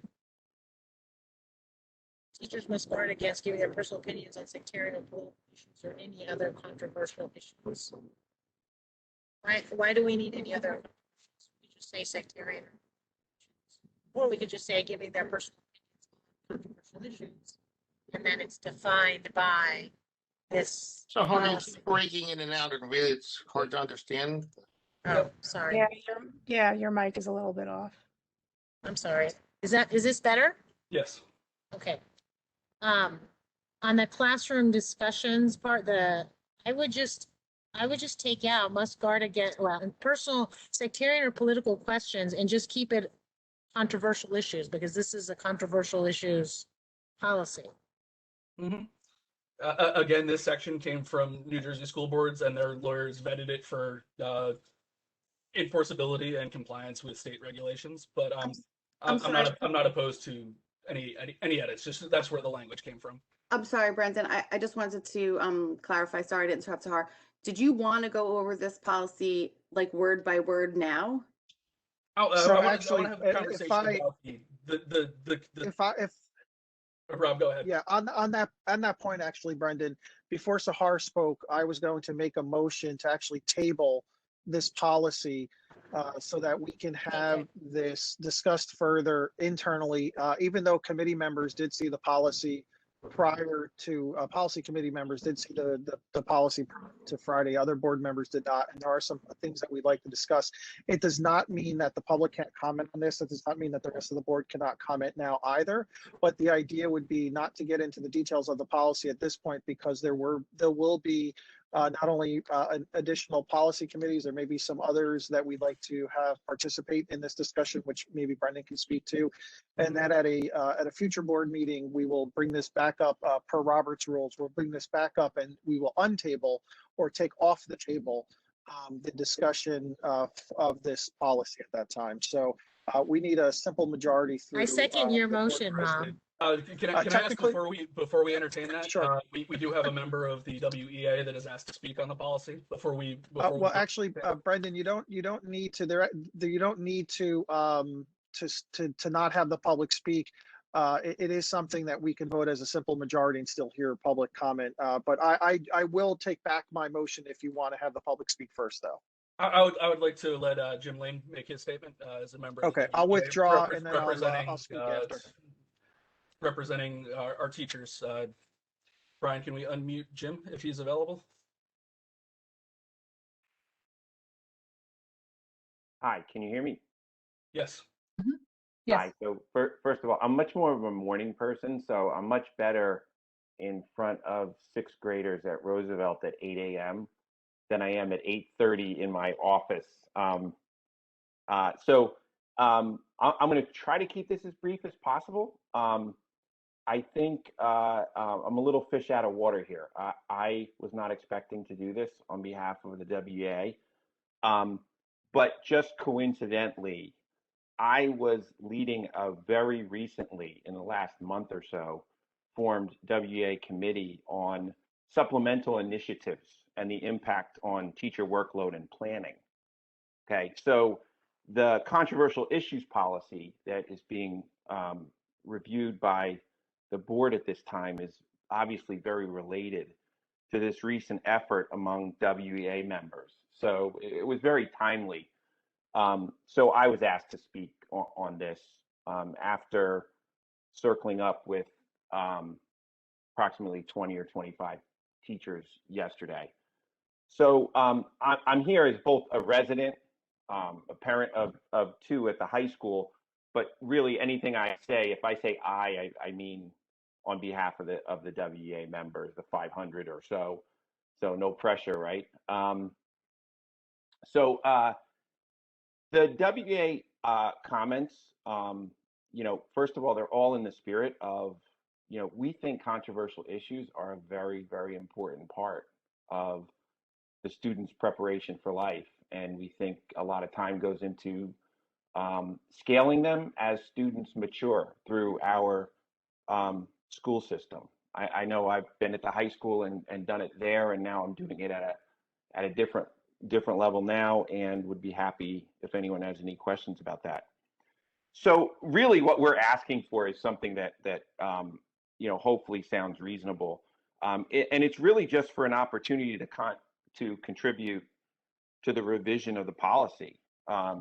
We think we can help develop a very functional new policy if this is moving in a new policy direction. A few of the points they asked me to emphasize and we think are important to consider is, one, would this new policy, and I realize as was brought up, this was taken from what sounds like a best practices document in a structure, but really some considerations. Some members of the WEA brought up potential conflicts with other important policies, especially the HIV policies that were reviewed earlier in this meeting.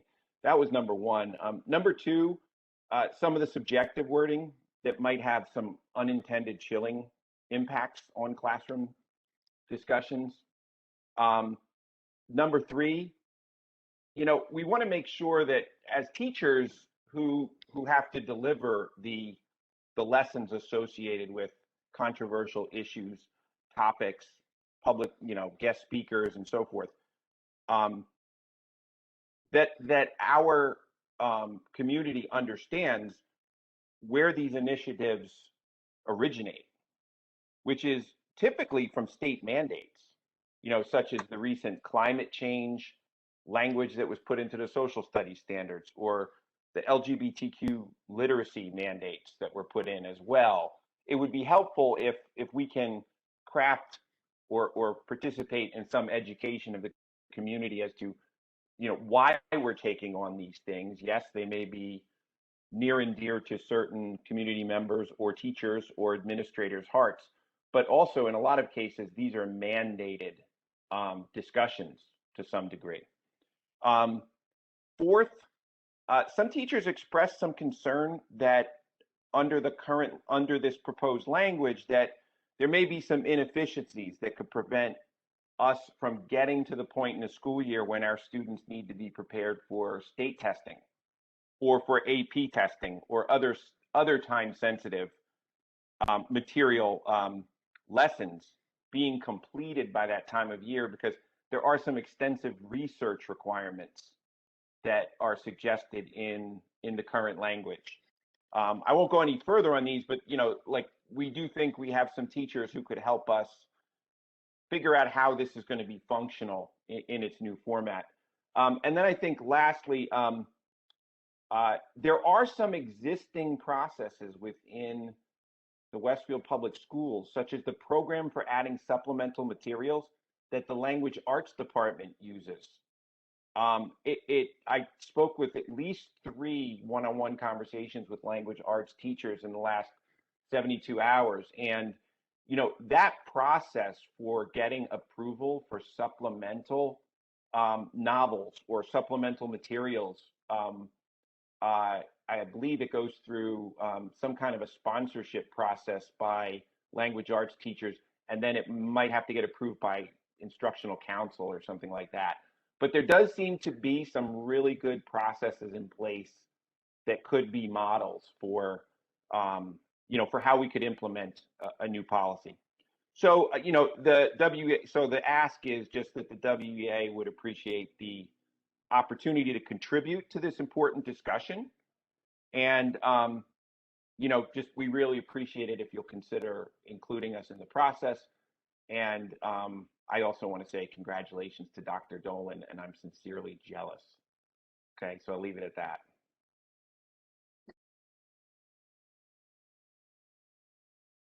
Thank you, Jim. Any comments from board members? Questions, concerns? I just want to echo what he said, and I can just speak for myself, but I think we need to trust our teachers. They're professionals. I think we need to make sure that our children are not sheltered, that they are able to critically think about things that maybe their parents don't agree with, and to be able to think through it, not to be indoctrinated, but to also not be so sheltered.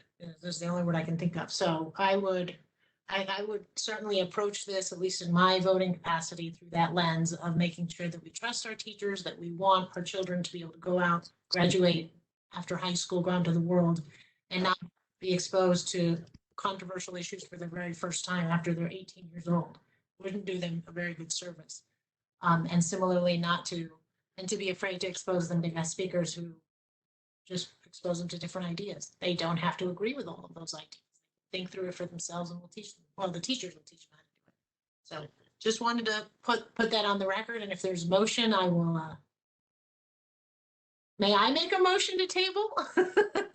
Can I make a? Go ahead, Amy. Well, Hold on just 1 second, if you don't mind. Brendan, would you mind just walking us through who ordinarily does review the policies? It's not just board members, correct? Correct. Could you just give just So share that with those that are listening? Yeah, so ordinarily policies come to the policy committee, often with suggested edits. These come from Dr. Dolan's office almost exclusively. This policy was a little different in that I brought it to the policy committee. But Dr. Dolan's office takes model policies, which we subscribe to, so we know how our policies have to change when state law changes or regulations or case law. We make sure through those subscriptions that our policies are always current with state and federal mandates. The policies, again, before they get to the committee table, are reviewed by Barbara's office, Dana's office, Paul's office, Dr. Weissman, who's not with us, who's not on the call tonight, but his office, if it has to do with special education services. Anything curriculum related goes through Paul. Anything staffing related goes through Barbara's office. If a policy is going to impact classrooms, particularly one set of classrooms, then it goes to the supervisors of those departments, or the school principal. If it's a high school policy or an elementary school policy, would go to the group of elementary school principals. It then comes to the policy committee to review, and we make small edits usually. Sometimes the wording of the new statute is so rigid that we don't have a lot of choice. And those policies we review them to make sure that we're in compliance, and then they go to the board table for final approval. Where we have discretion, that's where we have some of the best conversations, because that's where we get to make decisions as to how we want things to work in Westfield.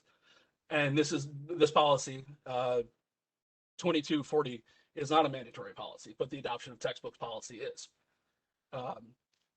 So the conversation there, it really depends on what's happening, what the impact looks like, and how much discretion there is. When it's something controversial, we try to pick the most neutral path wherever possible, so that we have a broad framework. We don't want to pigeonhole a direction necessarily. And then it ultimately goes to the board for final approval with comment, or if the board doesn't approve it, it's sent back to the committee for further review. Brendan, I have a couple questions. Mike, then Gretchen. Yeah. Okay. First, is this the first review? Will we be doing a second review of this? Yes. This is first Okay. reading. If it's approved tonight, then it will go on for second reading, and there will be another discussion. If it's tabled tonight, which I've heard several board members ask for, then it will be reviewed and presented again at a later meeting. With Okay.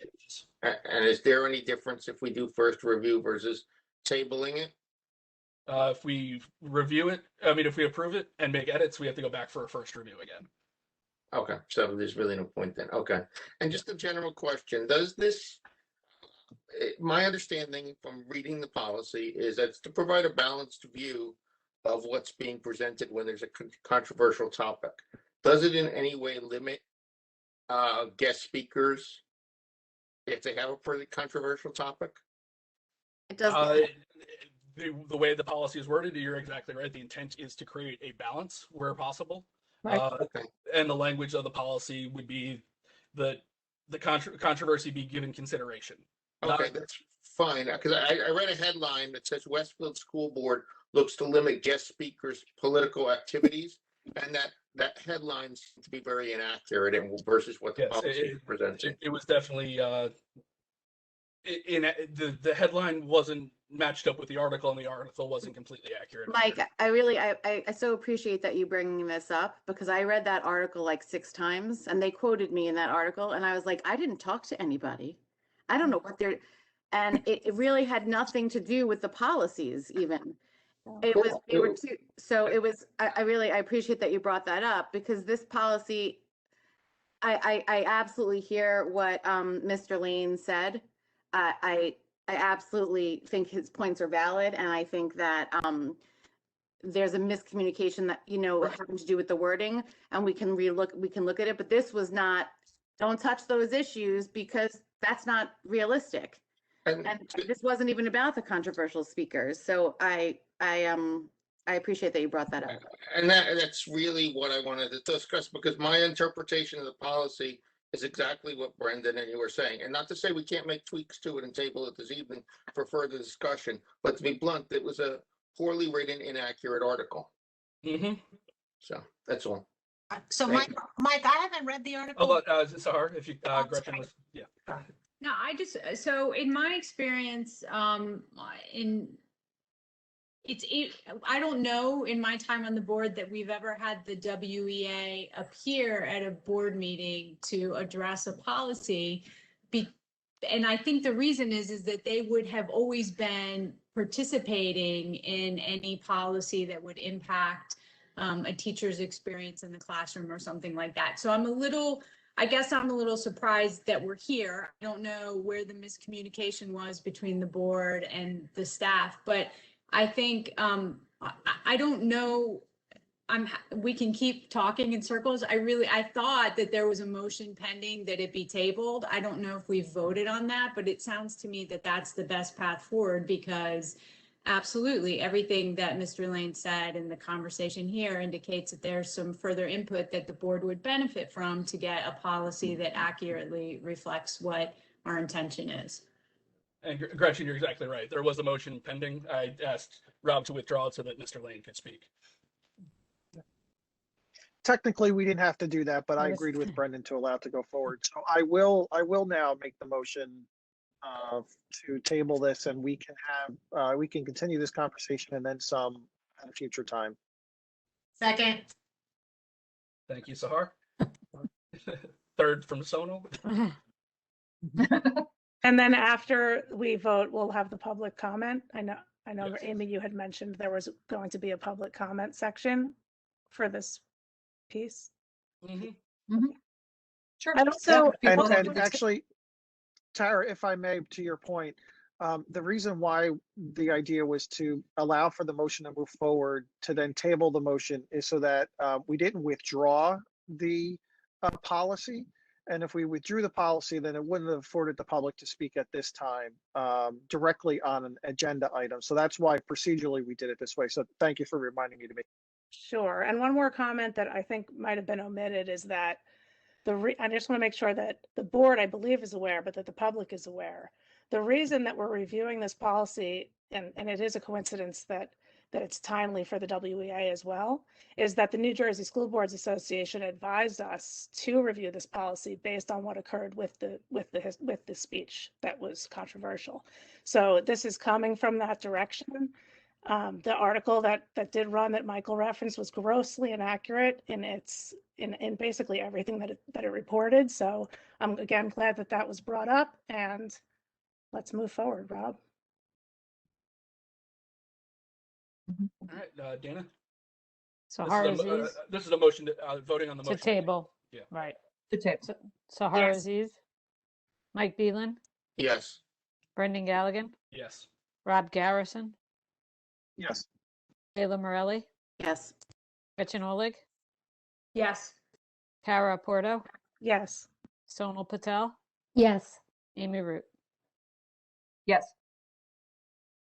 And for clarification, just further clarification, so the original motion does still remain out there. So this just supersedes the discussion tonight, but the original motion for the policy to be discussed at a further time is left open.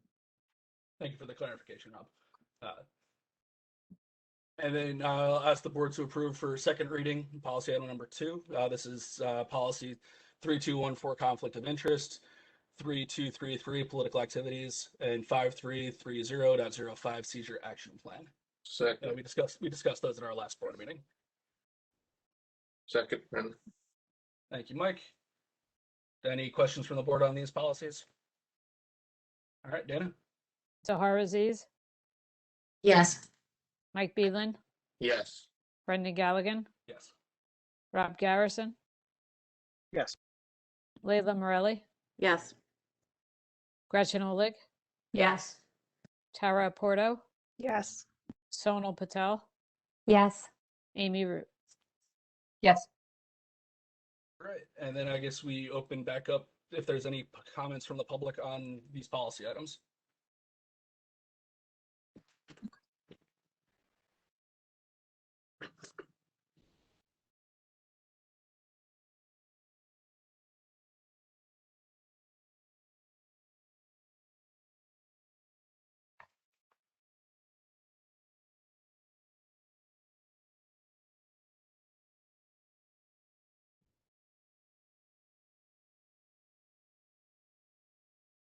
All right, Brian, can you see anybody typing?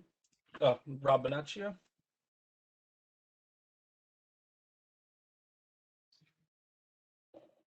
Okay, Rob, you're unmuted. You have 3 minutes. Go right ahead.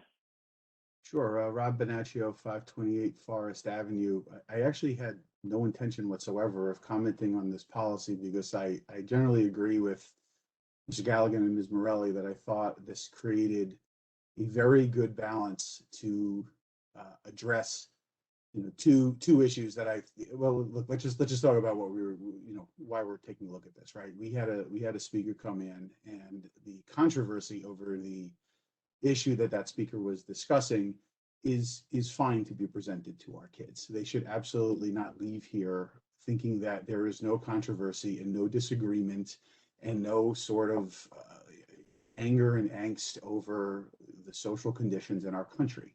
That would be irresponsible, frankly, in my opinion. But when the speaker takes that to a different level and starts calling folks who disagree with a position certain names and grouping them in certain areas, using terms that we all would agree are themselves offensive, we need to put a break on that. That is not encouraging our students to feel comfortable expressing their opinions, whether we agree with them or not.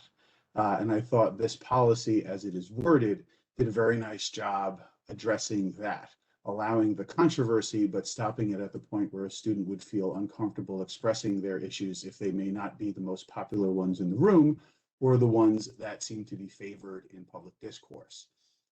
The other positive of this policy is that it does precisely the opposite of what has been suggested at this meeting, which is indoctrinate anyone. It prevents that by ensuring there are balanced viewpoints of any of these items. We have a course in elective in high school that was passed that adopts critical race theory essentially as a truth. Well, I don't agree with it. My kids should learn about it, but they should not learn that there is a singular truth. And this policy, I think, hit a very good balance between exposing kids to issues and not taking it too far. I'm a little disappointed we're not moving forward on it. I am pleased to see that it was vetted through the School Boards Association and their attorneys. I think it's an extreme positive.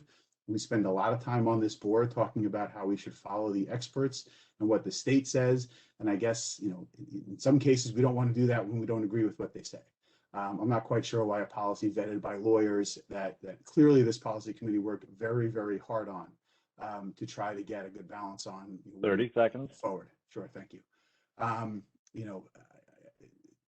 don't really want to hear anymore sitting on this meeting that parents in our town are sheltered or don't want to put their kids through things. I find that utterly insulting. I think our kids need to be exposed to a lot of different things. They are being shut down to some extent, and this policy helped keep their voices accurate. So I hope on further review you'll approve it. I thought you did a really, really nice job on it. Thank you, Rob. Next up, Kyle George. Kyle, you're unmuted again. Please state your name and address, and you have 3 minutes. Sure, Kyle George, 605 Short Hills Court. So I've read all the proposed policies on the agenda tonight, and I think it's a great start, and I urge the board to pass the policies as soon as possible. I think it'll help bring our schools back to a common middle ground. Policies aren't perfect, but they're a great start. I am extremely disappointed that the board voted to delay the other votes on these policies. Given that this is the last meeting of the school year, it's clearly a stall tactic. Is the WEA, which is a political organization, now a member of the school board?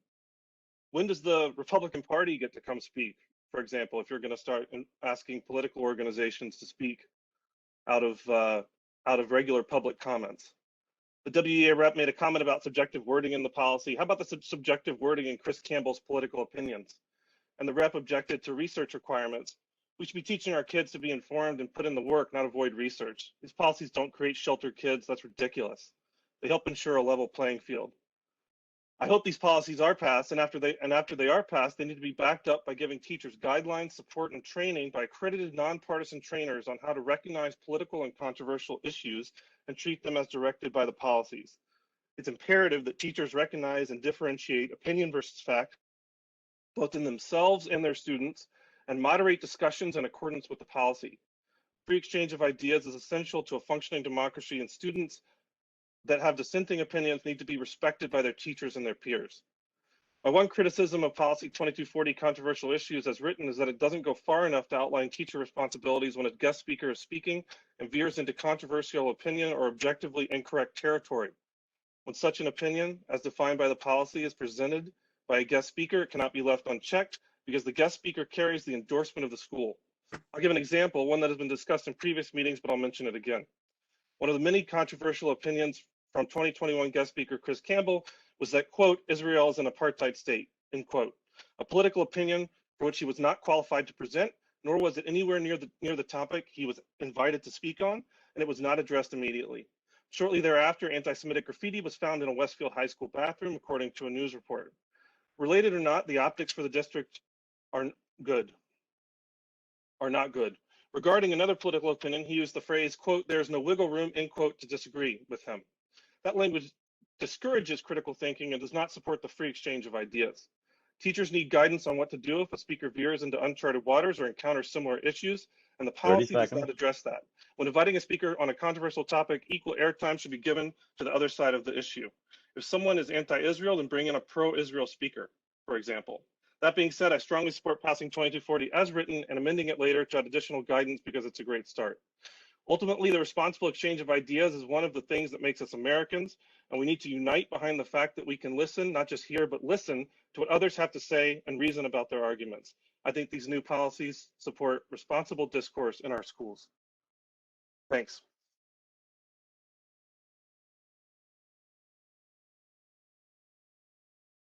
Next, we have Ash Nangia. I'm sorry if I mispronounced your last name. Ash, you are unmuted. You have 3 minutes. Please, again, state your name and address for the official record. Yes, my name is Ash Nangia. I'm at 526 Hillcrest Avenue. And I've also read the policy. I tend to agree with the previous two persons who spoke, that it's pretty well written. I do think there's a fine line between presenting controversial ideas to the students. There's certainly nothing wrong with that. But I also think that we can't cross the line into indoctrination on certain ideas. I can give you an example. I won't name names, but during a particular call that I heard over Zoom on a virtual call with my 5th grader, I heard a teacher's assistant mention to the children that, had they heard about the peaceful BLM protests. And to me, that was a little shocking to hear at the 5th grade level for that topic to be brought up with that connotation of it being a peaceful protest when my son typed in a question to the teacher's assistant asking whether or not she was aware of the statutes that have been ripped down, the violence that's been seen in that movement, and the like. Her comment to him was she hadn't read about that.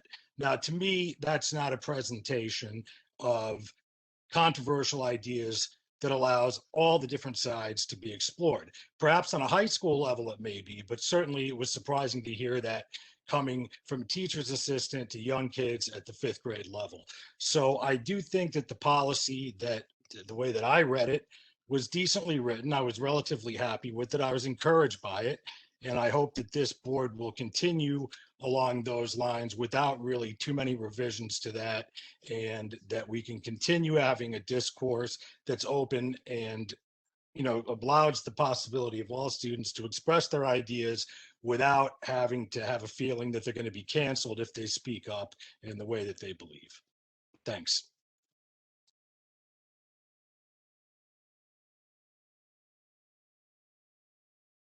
Amy, I don't see anyone else this time.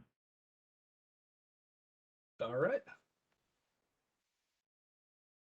So we will proceed, circle back through the policies committee. reach out to various stakeholders and represent this to the board at a later date. All right. Sounds good. Thank you. And thanks to everyone for your comments and for sharing your thoughts on this one. If I could move on to curriculum, instruction, and programs. I'd like the board to consider curriculum items 1 through 3. Could I have a second, please? Thank you, Rob. I would also like to give Rob a shout out for chairing our last SIP committee meeting on my behalf on June 3rd. I had a conflict and Rob filled in, and Paul circulated some notes to all of us to summarize what was discussed at the meeting, which were the 6 curriculum items in curriculum item number 1, English language arts, introduction to journalism, grade 8, and also magazine journalism, which is a relatively new course at the high school.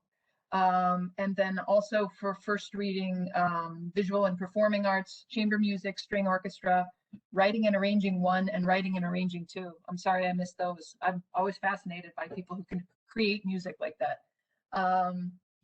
So I'm not sure if anyone had any comments or questions on any of the items that are there. Oh, one thing I might just mention, there are 2 overnight field trips, I think, under item 2. One is a longstanding one that has obviously not operated in the last year. I think any overnight trips that we approve for next year will obviously be very dependent on health and safety considerations that are in place at the time. So by approving the trips now, it allows plans to be made and the process to begin. But obviously, we'll keep our fingers crossed, and those things would not go if it were not safe. So just wanted to clarify that for anybody who might have any concerns. Any questions or comments on any of the? Yeah, Rob, go ahead. Amy, I just wanted to thank Mr. Hines from the Practical Arts and Mr. Weber from the Visual and Performing Arts for presenting. I really thoroughly enjoyed the conversation. I've been on a number of subcommittee meetings, and I learned a lot in terms of some of the content of these classes and where they're headed. And I just want to thank them both for their time. You know, right after we had the SIP meeting, I went to the high school because they were able to do a like a live performance on the steps, and I turned and there's Mr. Weber, and I said to him, like, "Oh, do you live in town?" And he said, "No," and he brought one of his kids with him, and he was like, "No, but I mean, it's live, beautiful," and the kids were so talented.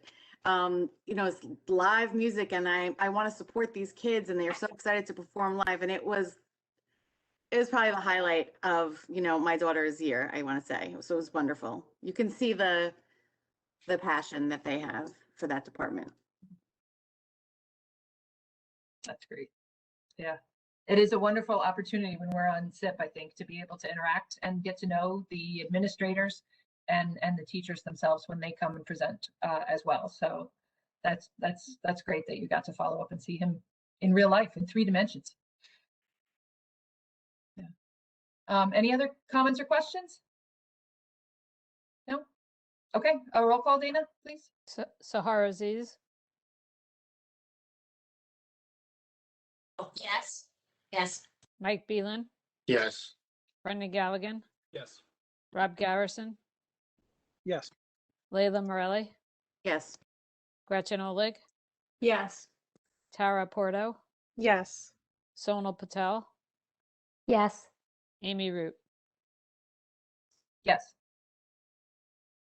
All right, and June 3rd was the last SIP meeting of the school year, so we'll look forward to getting the next one scheduled, at some point late in the summer. Maybe we'll be ready by the end of August. I'm not sure, but thank you very much.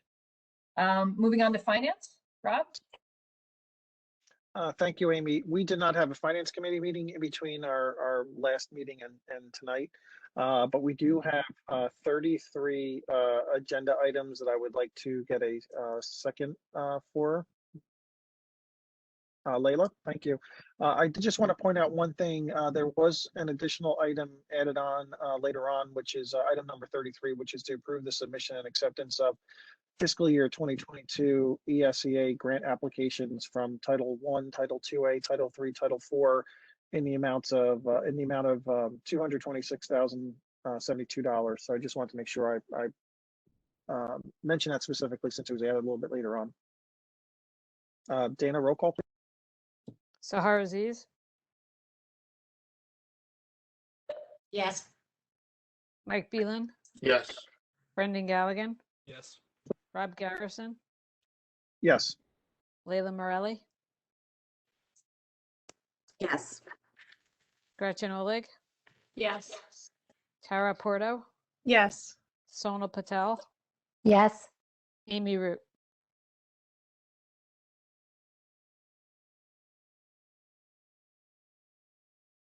You're muted, Amy. Sorry, guys. Yes. Sorry. I saw the finger. And we do not have a finance committee meeting set up. I don't think there'll be one in this month, but I will work with Dana on figuring out whether or not we will need one prior to August. Great. All right. Moving along to technology. Gretchen? Yes, the Technology and Communications Committee meeting was last Friday, June 11th.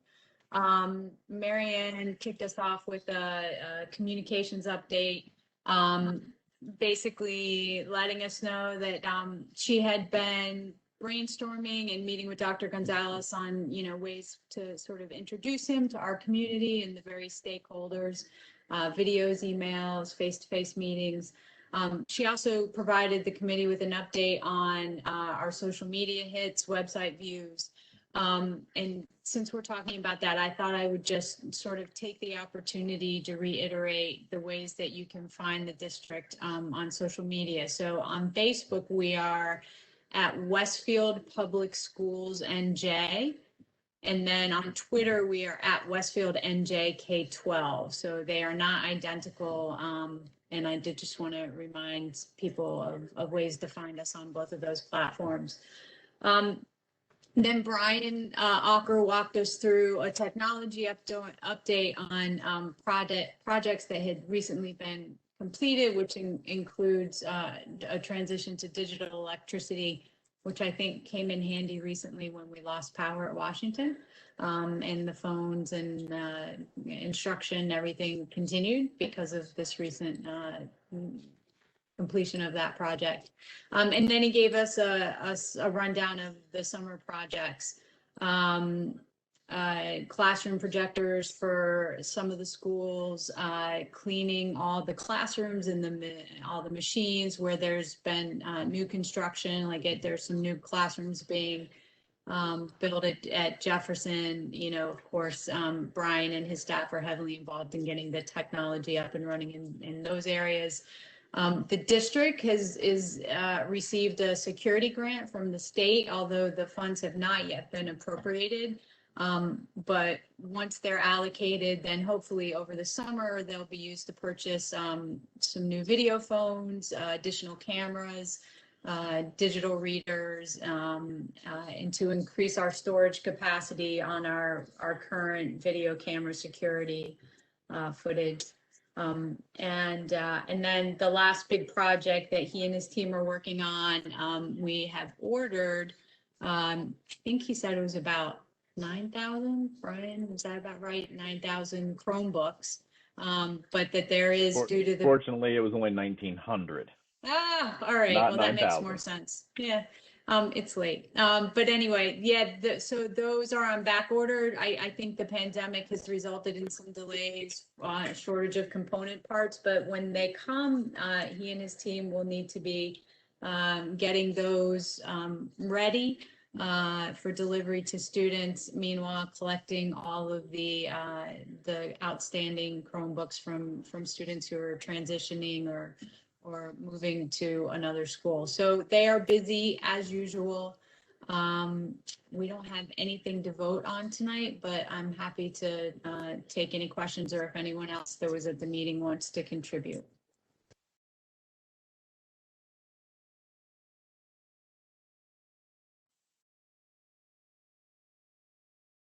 I found the notes that you circulated in the presentations to board members very helpful, so thank you. That's why I don't have any questions. No, you're welcome. And it's kudos to Marianne and Brian that the presentations were so thorough, as usual. As usual, yes.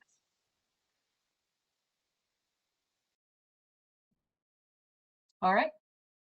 Okay, if no further comments on this one, I guess we'll just move right along here.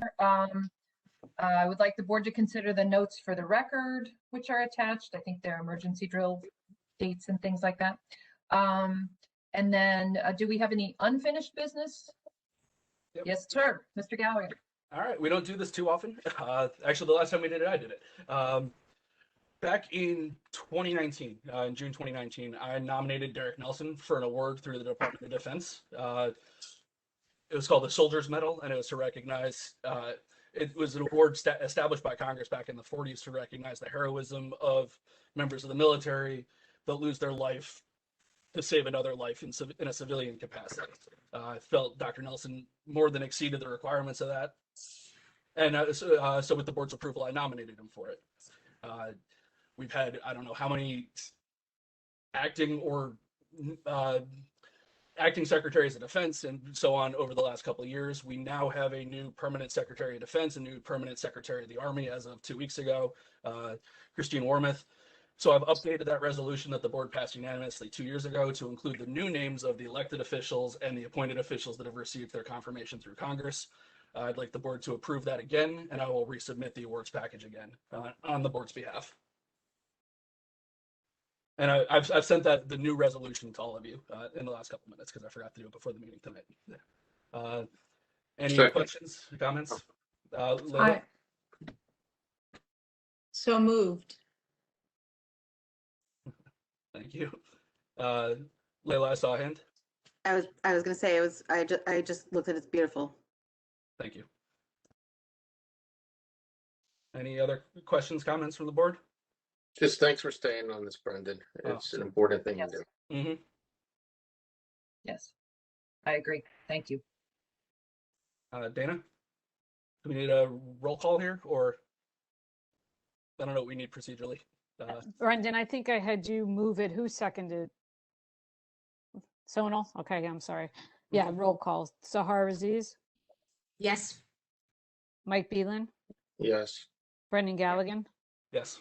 Rob Garrison? Yes. Leila Morelli? Yes. Gretchen Oleg? Yes. Tara Porto? Yes. Sonal Patel? Yes. Amy Root? Yes. Thank you, everybody. I'll keep everybody posted as new developments with this. But hopefully the next update will be a happy one that he's been recognized by the Department of Defense. Again, thank you for keeping up with that and realizing the need for the changes. So that's, we appreciate that. It'll be a nice. I'm very happy that we have a whole bunch of confirmed people in the Department of Defense now, not people acting in a capacity that they weren't hired to do. So hopefully with some stability, there'll be some motion forward on this awards package. Great. Okay.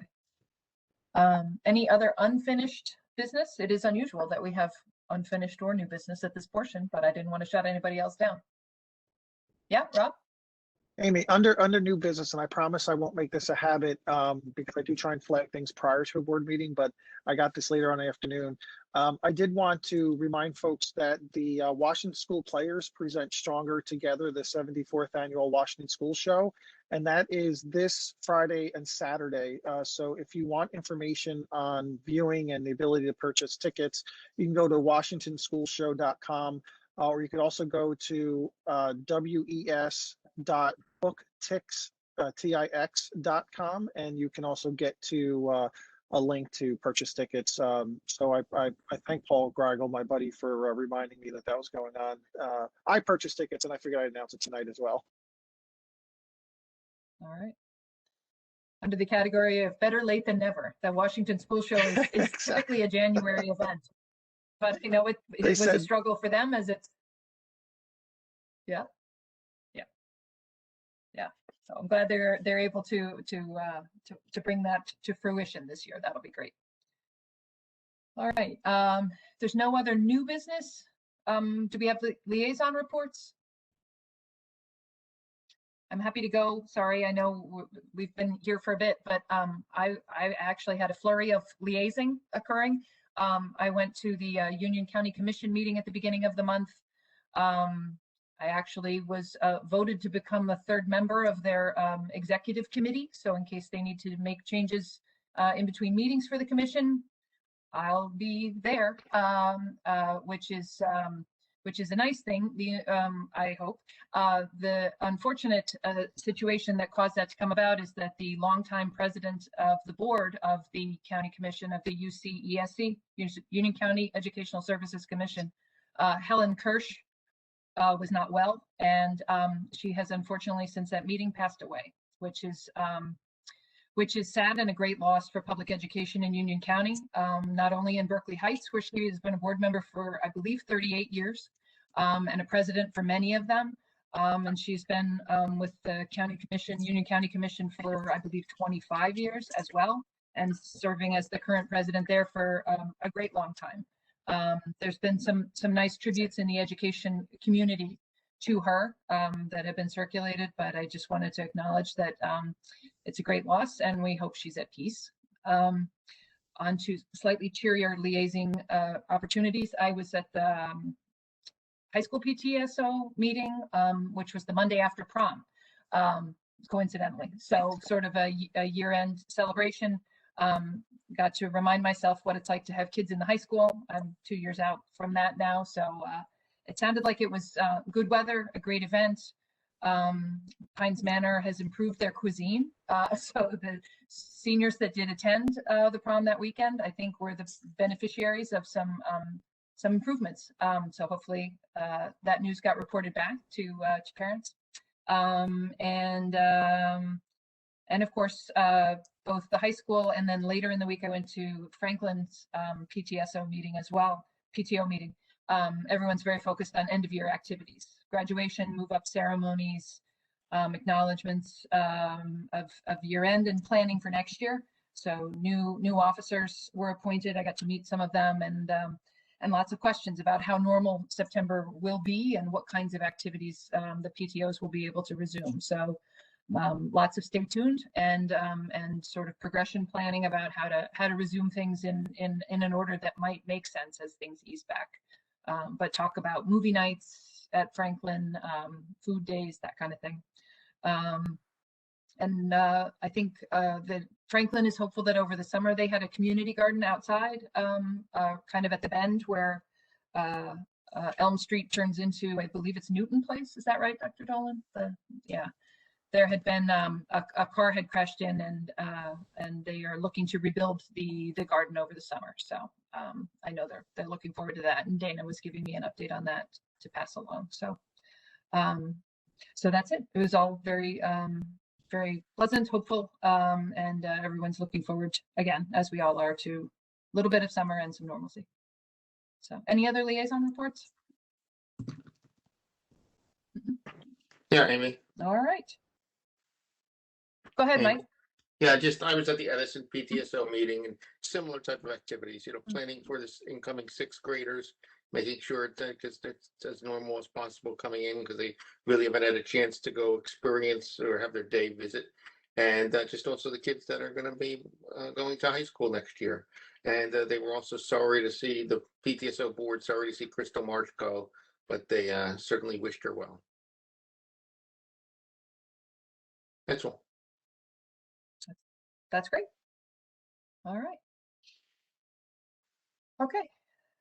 If there's no further reports at this time, then we will open up the Q&A window for our last, I really mean it this time, last opportunity for the public to make comments on an agenda item or on any other item. If I could just repeat that it's the time for you to comment and for us to listen. If at the end of public comment, there's an opportunity for us to address any of the comments, we'll do that, but we won't engage in a back and forth at this point. We'll just listen. So don't be surprised by that, please, if you are a public commenter. Okay. And if you're a call-in user, hit *3 on your phone, and that will raise your hand remotely, so we can see that you want to make a comment.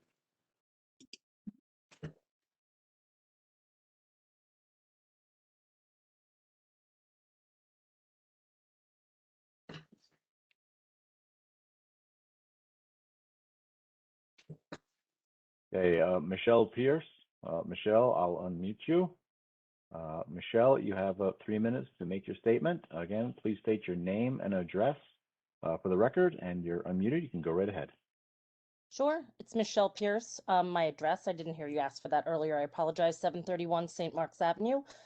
I want to thank Amy for bringing up the shared services part of the discussion, and something I just want to bring forward, and I hope that it was brought to your attention, but about 4 years ago, I'm on the board of GSLW. I've been on the board for about 8 years, Girls Softball League of Westfield, and we came to the Board of Education through Sandy Memory with the offer of upwards of $60,000 to rehab the softball field with the support of the boosters. Gary Fox had retained a certain amount of funds for us. We actually were just asking for $10,000 from the Board of Education, and we actually had a bid in hand for the renovation to be done. We thought we were moving forward. Caitlin McDonald's, at the time, Caitlin Cheddar now, was involved, and we were then told that it was not allowed because it's a Board of Education field. So now that you're moving forward with shared service agreements, I would hope that this is something that maybe we could revisit, as GSLW is very interested in supporting the high school field, as that we are a feeder program to that facility, and would very much like to be a partner in helping to rehab that facility. Thank you.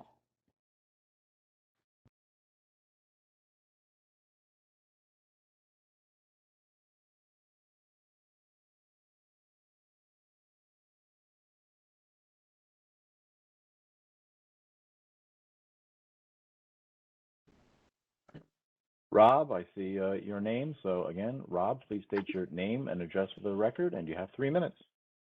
Sure. Rob Bonaccio, 528 Forest in Westfield.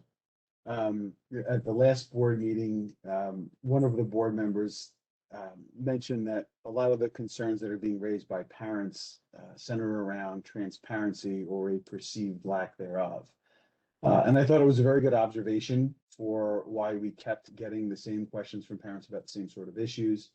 And I thought it was a very apt observation. The response to it is a little bit concerning. Today we're told, and I know it's on the schedule, but the board is not planning to meet again until, I guess, the end of August. And our parents are still left with a lot of questions. There's a new superintendent to come on board. There's questions regarding what school's going to look like come September, realizing that we're to some extent subject to the whims of the state on that. So I want to make sure that's clear. Concerns regarding masking, the list really goes on.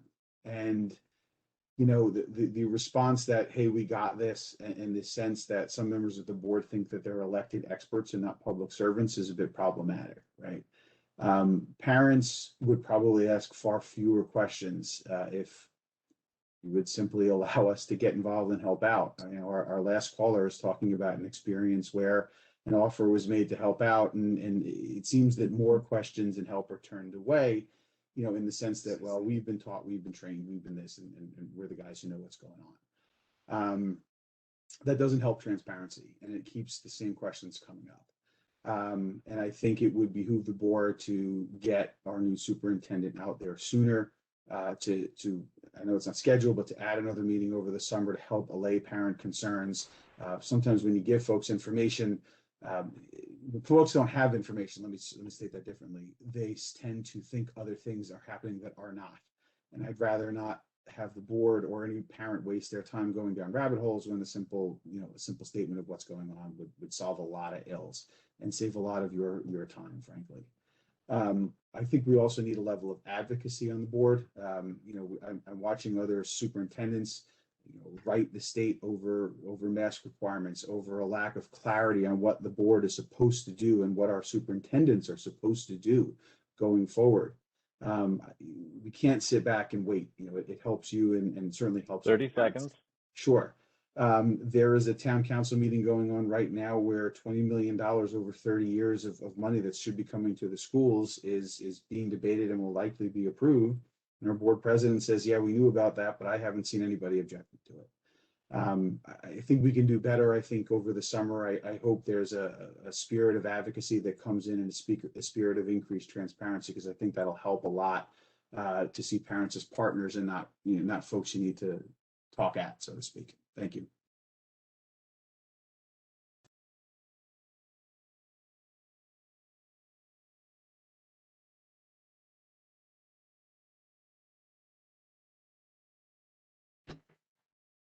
Brad Schaefer. Brad, I see that you'd like to speak. I'll unmute you now. Brad, please state your name and address for the official record, and you have 3 minutes.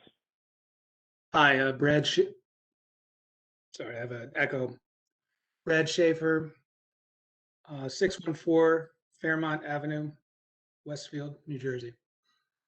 I just want to first thank the board for being responsive to some of the concerns parents laid out about the Campbell meeting a while back. As you deliberate your policy 2240, I just ask you to consider what it was about the lecture that caused such disquiet.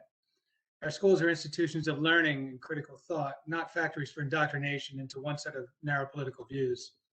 I'll limit my comments to speakers. First of all, I appreciate at least the spirit of the guest speaker protocols. But pass or not, this discussion today hopefully will shine a much needed light on the one-sided and ever more left-wing slanting in our school curricula. So these will be general comments to consider while you debate this particular set of rules going forward. The word controversial is a subjective term, and as such in the eye of the beholder, but the issue is not the offering up of an alternative opinion. Rather, it's whether or not that opinion is based on facts, history, logic, context, or even a shred of critical thinking. Mr. Campbell's speech had none of that, and if I had 20 minutes, I could go point by point on each one, but time is short. So I'll just say this. I have no doubt someone on this board will mistake aversion to falsehoods or rank anti-Americanism for fear of the truth, but that's nonsense. We're big boys and girls, and we know our country's history, warts and all. But any invited speaker, left or right, better come armed with facts, logic, citations, and the historical record, not crackpot ideology masquerading as the truth. So when it comes to speakers, there's also an obligation to use that platform responsibly. When any speaker hurls unfounded political bombs in place of reasoned assertion and then declares there's no wiggle room, he breaks a sacred covenant with the teachers who invited him, the parents who trust our school to foster productive education, and worst of all, the students who are a captive audience and who might wrongfully bestow upon a speaker expertise in areas where they are clearly ignorant based on the school's imprimatur by virtue of his invitation. As a final thought, I just ask the board to consider a basic question, especially those who have come to Mr. Campbell's defense in particular in the past. He described the United States as created through genocide, whose founders were monsters, and that to this day is one of the few nations that still practices slavery, and that monstrous institution is even codified, paradoxically, in the very amendment that ended it. How on earth is this generation of children expected to lead a nation that they're being taught to despise? They are being, to use one of the board members' terms, they are being sheltered, but what they're being sheltered from are conservative views. It's not left-wing views that will get them doxxed. It's not left-wing views that will get them shouted down at a college campus, or kicked off a corporate board, or banned from social media, or have to worry about whether or not they're going to get a bad grade from a liberal professor. I mean, 10 seconds. All I'm going to say is that, just not tonight, but throughout your time in education, I hope you consider this resolution before you, the salient question, which is this. Again, you have an obligation not just to instill your own ideologies, but to prepare these children to be the future leaders of an imperfect but still very great country. They can't lead any country they're being taught to hate. Stop it.